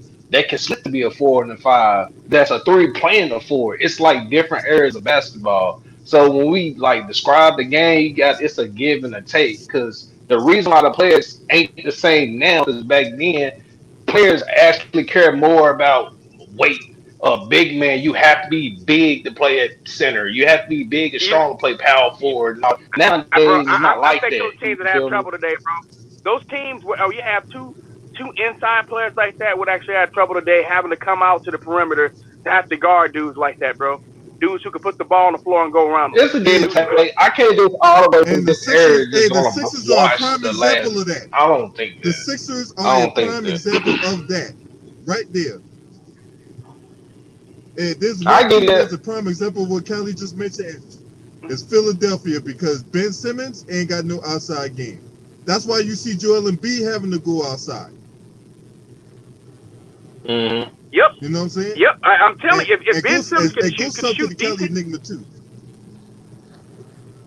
yeah, if Ben What Simmons would can, you I mean, say if if Ben, Ben Simmons shoot when he get traded? What would you think? What would you think if Ben Simmons leave the very first year after he leaves 76ers? He's shooting and all this other shit. Would y'all say he was doing that to leave? Or would y'all say, oh, he just nah, better than nah, himself? What if no, he really I get would out say he there? probably gained his confidence. Ben Simmons just lost confidence. It's a mental thing for Ben Simmons, and on top of him not Right. working on his game, he didn't work on his jump. He didn't. He's No, he too ain't work busy on his game. He was too more busy spending Hollywood. time on That Instagram. motherfucker I, wanted to be more Hollywood than anything else.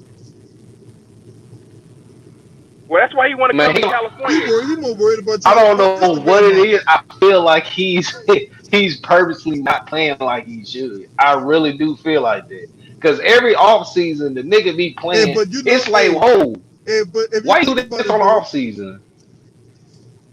but if you think about this though, right? That's some snake The shit. prior regime that was there enabled his bad habits. Think about it. Brett Brown and the Sixers staff enabled his bad habits. Think about it. He got the All-Star selection, and then the worst thing they did was give him the max contract. That was the worst thing they could have Oh, did. hey, I'm not. Yeah, yeah, yeah. I see. Yeah, that's true. That is true.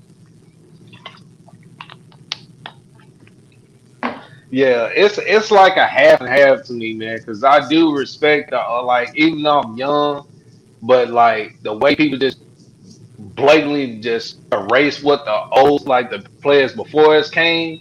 You have to put respect on that because we wouldn't be getting what we got now if it wasn't for the players before us. So like, even though I know we young and we see what we see now, and we like, oh well, they ain't gonna do nothing. They would destroy these players in the '90s and all. I'm like, calm it down, because we get the best of them against these, they will match up just as good as them. Like we gotta realize it's a good amount of players that's good now, but it's a little amount of superstars than it was back then. Almost every team had a damn near a star or superstar on the team. You're not getting that in this era. You're not getting almost every single team has a damn near a star or superstar. Like it's not happening. You'll probably get a good 5 to 10 maybe. You can have a good 10 to 15 maybe in the other areas. Like it's different, so it's like a give and a take. But I do respect this era. But like sometimes I feel like they need to put more of the real game of basketball back in the game now, because they is watering it down what LB said with the threes. Because I like basketball. I'm a Kobe fan. MJ, I like the mid range, the post, all that. I don't really see it. I see it from like Kawhi or things like that. When the playoffs come, that's when the real basketball shows. When the playoffs come, you don't just see niggas just shoot threes all day and winning. That's not happening. You gotta have a full game for a mid range. You gotta have inside presence, something. But Isn't that regular what Klay season, Thompson it does? don't seem Klay like Thompson that. kind of plays with it in the post. Yeah, that's what I'm saying. In the playoffs, you will see basketball. Like when No, it Klay, gets down Klay to the Thompson nitty does it in gritty, the regular season too. You just didn't see him play last no, year. I'm saying But in Klay the Thompson regular plays in the post season, every you don't game. really Right. see that. You see a whole lot of Yes, threes getting you shot up. do. Yeah, bro, Bro, I'm you're telling not you, gonna y'all sit don't here and watch tell Warrior me games, bro. teams is on.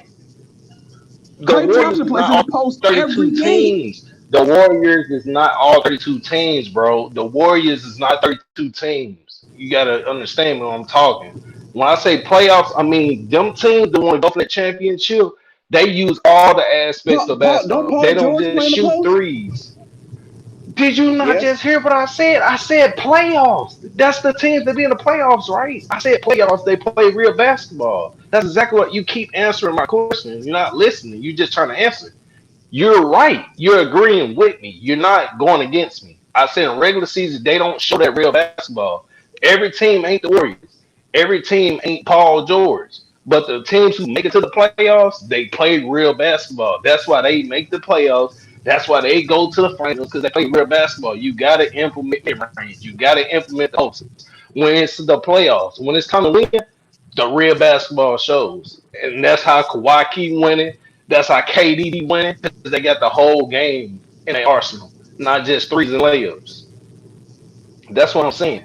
Well, see, Playoffs, the real basketball come in out. a way, it goes back to what I said many times on this channel, right?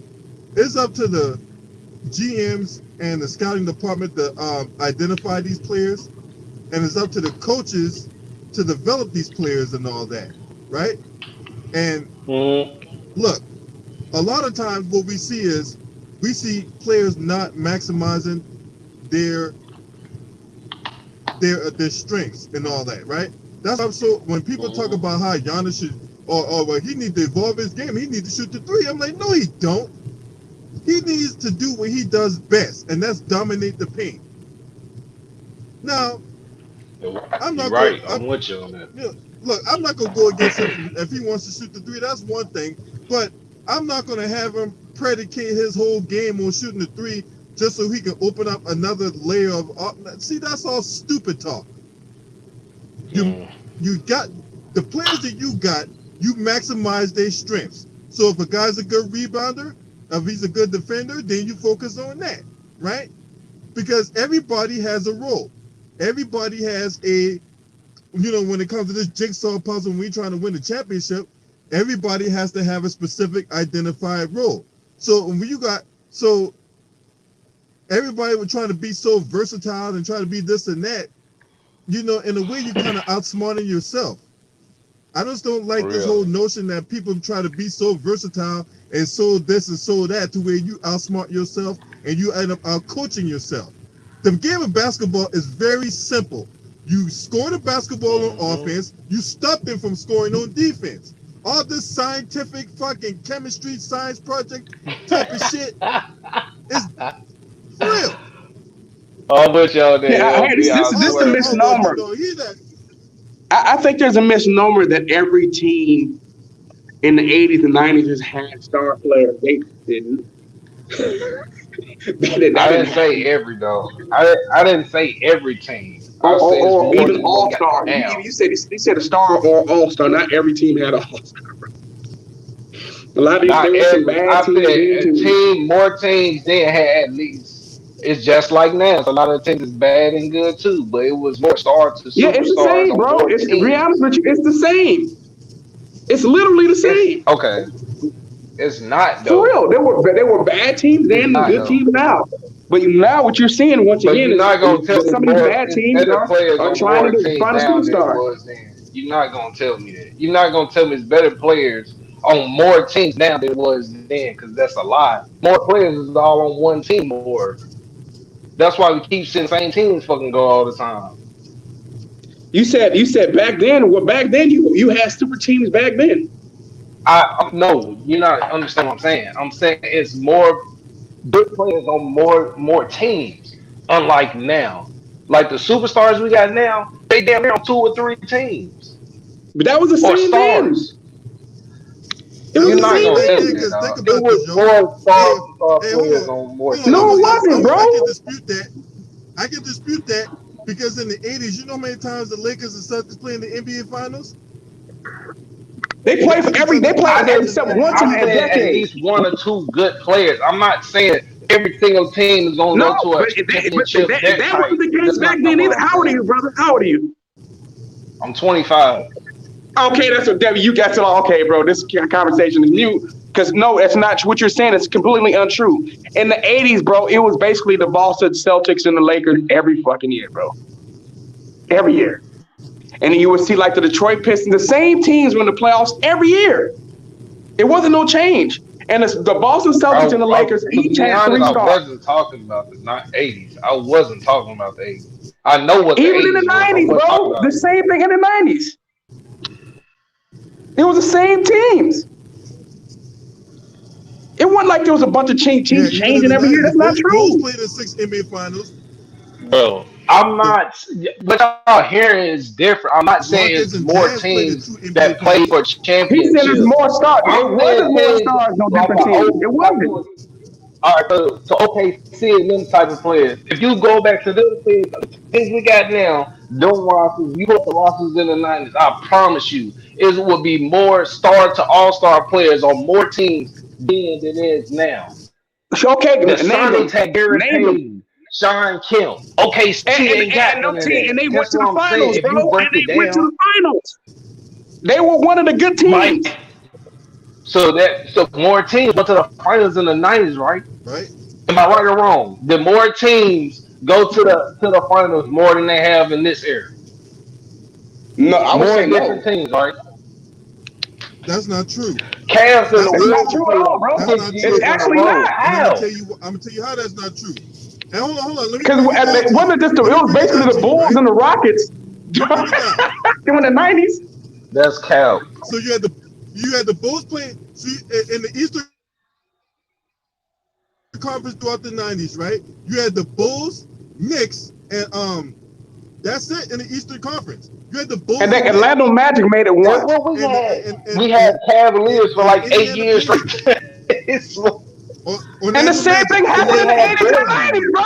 Literally, you had Okay, the bro. Bulls, bro. That's why I say Magic, you too young. Knicks, Ain't no You way, weren't bro. there, Pacers. All right, bro.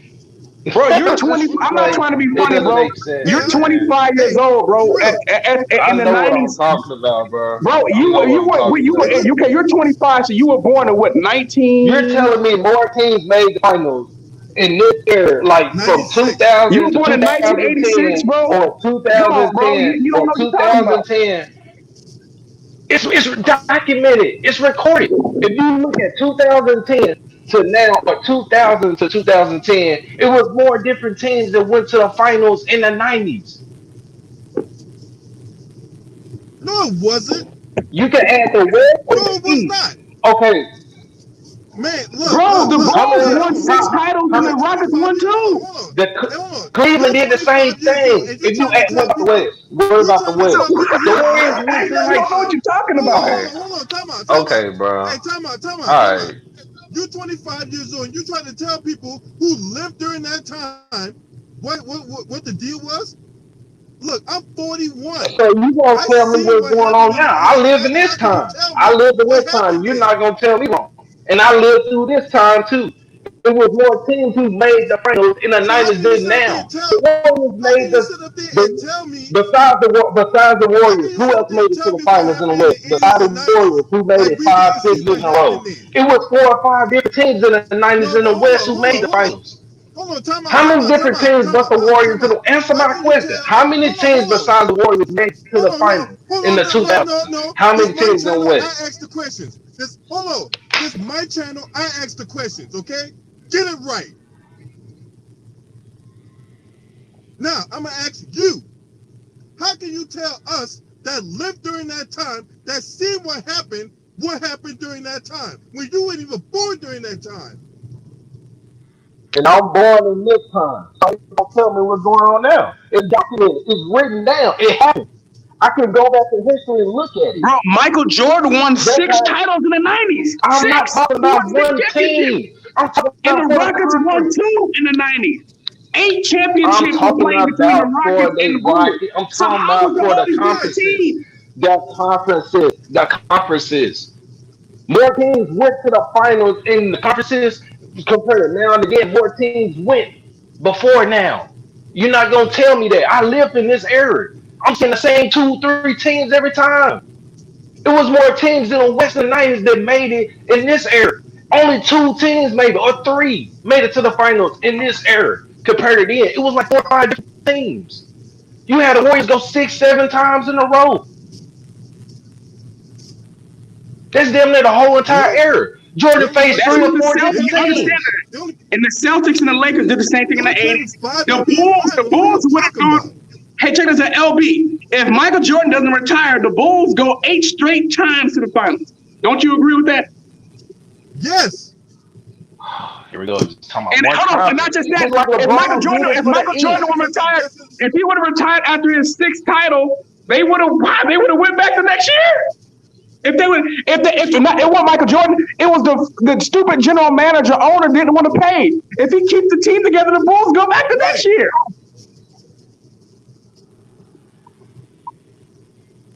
Well, you Jerry, just Jerry, gonna what's have his to name? They give were a Jerry take on this. West. Hey, The former y'all not White gonna make Sox it seem like I'm Bulls not owner. wrong, bro. You have your opinion, I got mine. I was born this era. Y'all was born y'all. I'm tell you about mine because I'm living it. Y'all can say what you say about yours, but it's proof. It's in the pudding. It's in the history. Bro, It's been I'm alive documented. when You you're can go alive. And, I back and see and look this at it. era just like what you're you. saying is not We've true. been Okay, watching okay, basketball longer than okay. you. Okay, we gotta have the same opinion. My opinion is different. You're not gonna tell me I'm wrong because I have a different opinion than you. Just like I'm not gonna tell you you wrong. But your opinion So is to sit here and Hold think wrong. on. I'm wrong, We Wait, just hold on. okay, debunked I'm you. wrong. Okay, You But all are. right, what you're saying is all not right, true. What you're saying is okay, not true. That's not an opinion. When you say something that's not true, it's a lie. okay. I There's ain't no lying. I opinion got when my you own say something opinion. that's not true. It is an opinion. It is an opinion. Well, there's a difference between What do you having an mean? It is opinion an and telling opinion. a flat out lie. How am I telling a lie? You can go look it up. How many different teams played Bulls in the '90s Okay, compared to how many teams LeBron the played? Bulls How played in many different 6 teams played NBA LeBron finals in the in his 90s. era? How many different All right, teams so did in they this play era, in that streak? hold on, so How many different hold teams? on, me understand hold on. I need to understand the context of your question. What are you defining as this era? You talking from 96 to this year? Or what? Because that's going to span of 25 years. So what are you considering this era? What year span? 2000 to 2010 or 2010 to now. All right, so you had the Lakers playing the NBA Finals, Boston, right? You had the Spurs, the Heat, you had the Golden State Warriors, Cleveland Cavaliers. So that's 7 teams. You Hell, had and in the 2000s, went the 2000s all the way to 2000. That was basically the Spurs area. They played in a ton of finals back then. I think the yeah, Lakers mixed in too. but he mentioned 2010. He Then the mentioned Spurs, 2010. So you then had the Spurs win Oklahoma like City. 5. The Spurs won 5 titles, right? Then the Spurs played like 6 or 7 finals. So basically, you're Yeah, telling me the same yeah. team played more times in this era, like I was Yes, telling it's y'all. the same So thing. you had My point has been the same the whole time. It's always been dominant by a couple of teams, bro. And every decade, it's been the same in NBA. Look at the history. You're going to see 1 or 2 teams playing in the majority of the finals. It's always been that way. Even going back to the beginning, where you saw the Celtics Raptors. racking off a bunch. It's So been you that had way. 9 teams in this since 2010. You had like 9 teams playing the NBA Finals, including a couple of repeats because you had Cleveland, you had Golden State, right? So they played in a few NBA Finals towards this year, right? But all in all, you had like 9 teams playing the NBA Finals since 2010.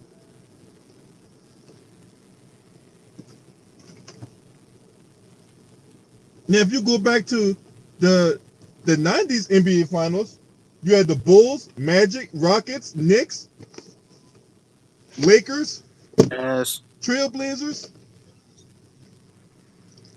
How you doing? You have a good one. The Cavs ain't never played no NBA Finals in the 90s.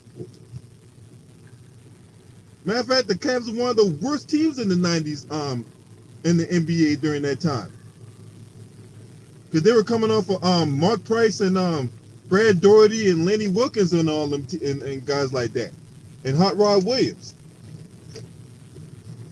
Matter of fact, there was I think Shawn Kemp got traded to the Cavaliers during the 90s.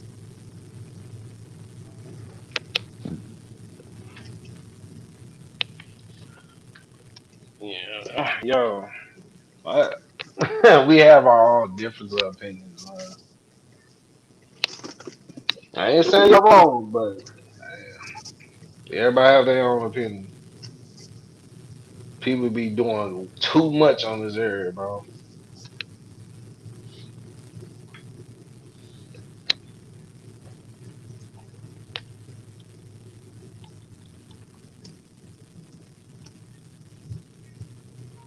Let's see. Yeah, One, man.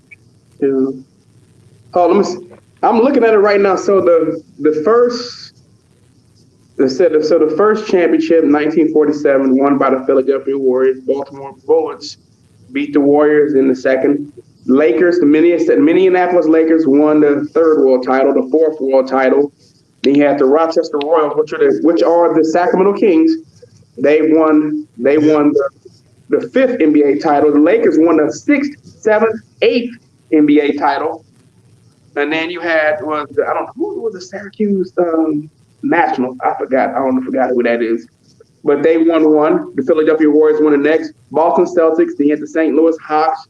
Then the Boston Celtics, Boston Celtics, Boston Celtics, Boston Celtics, Boston Celtics, Boston Celtics, Boston Celtics, Boston Celtics, Philadelphia 76ers, Boston Celtics, Boston Celtics, New York, Milwaukee, Lakers, New York Knicks, Boston Celtics, Warriors, Celtics.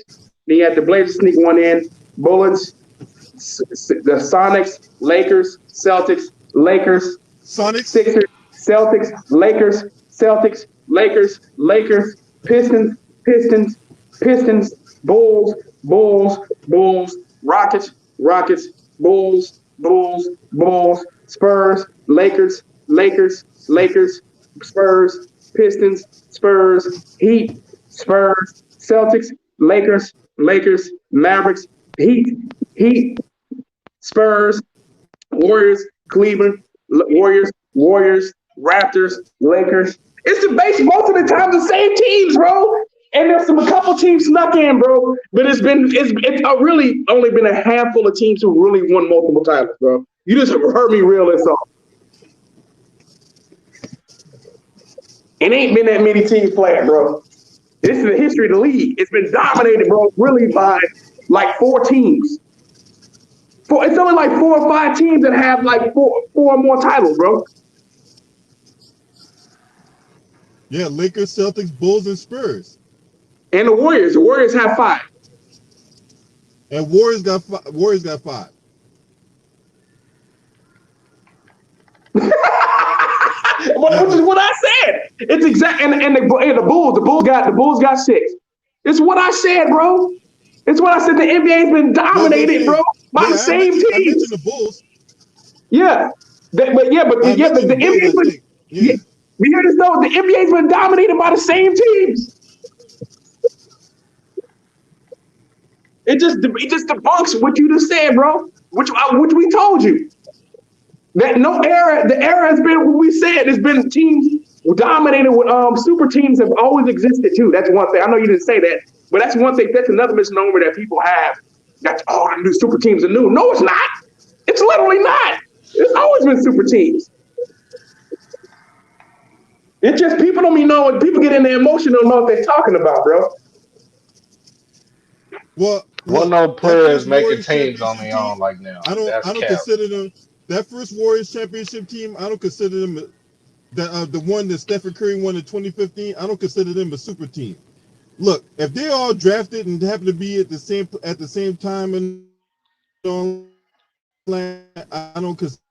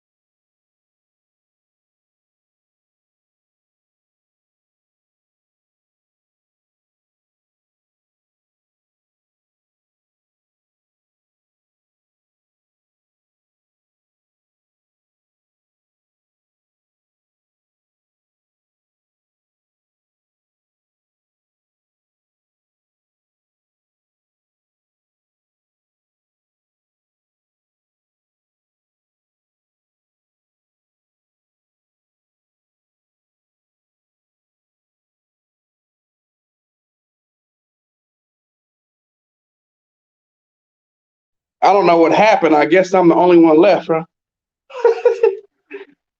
But it's this misnomer. But I said again, it's this misnomer though that it's just been a whole bunch of different teams, bro. It's just not the case, bro. For the most part, you'll have a team sneak in every now and then. But reality, it's been dominated. Pretty much the Lakers have dominated. The Lakers and the Celtics have been the biggest dominating force in the NBA. That's a fact. And that's why when I hear this stuff, when he talking about the NBA, all these different teams won the finals, no, they weren't. I'm like, bro, like I watched it. I know I'm not crazy. I watched the goddamn NBA. Call yourself out. I watched the NBA finals, bro. I could have swore I watched the Bulls dominate the '90s, bro.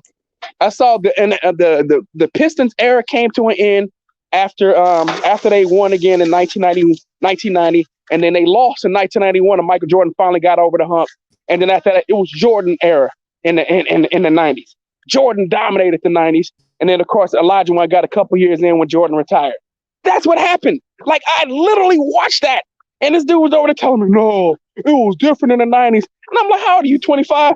This dude was born in 1986, and he's trying to tell me, a person who was a teenager in the '90s, what I saw.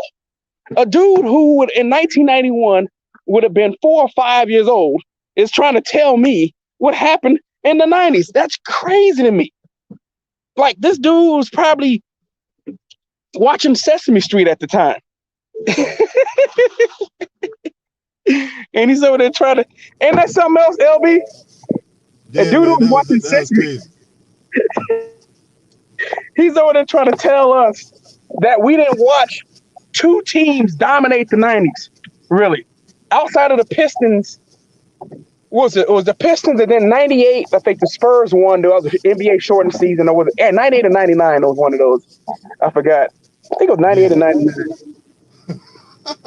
Yeah, man, that was crazy, man. I couldn't believe I heard that, man. But shit, I gotta get up out of here, yo. I gotta go to work, man. But you know what I'm saying? Hey, man, always good to have you on, Cali. Hey, go subscribe to the homie Cali Enigma, man, for real.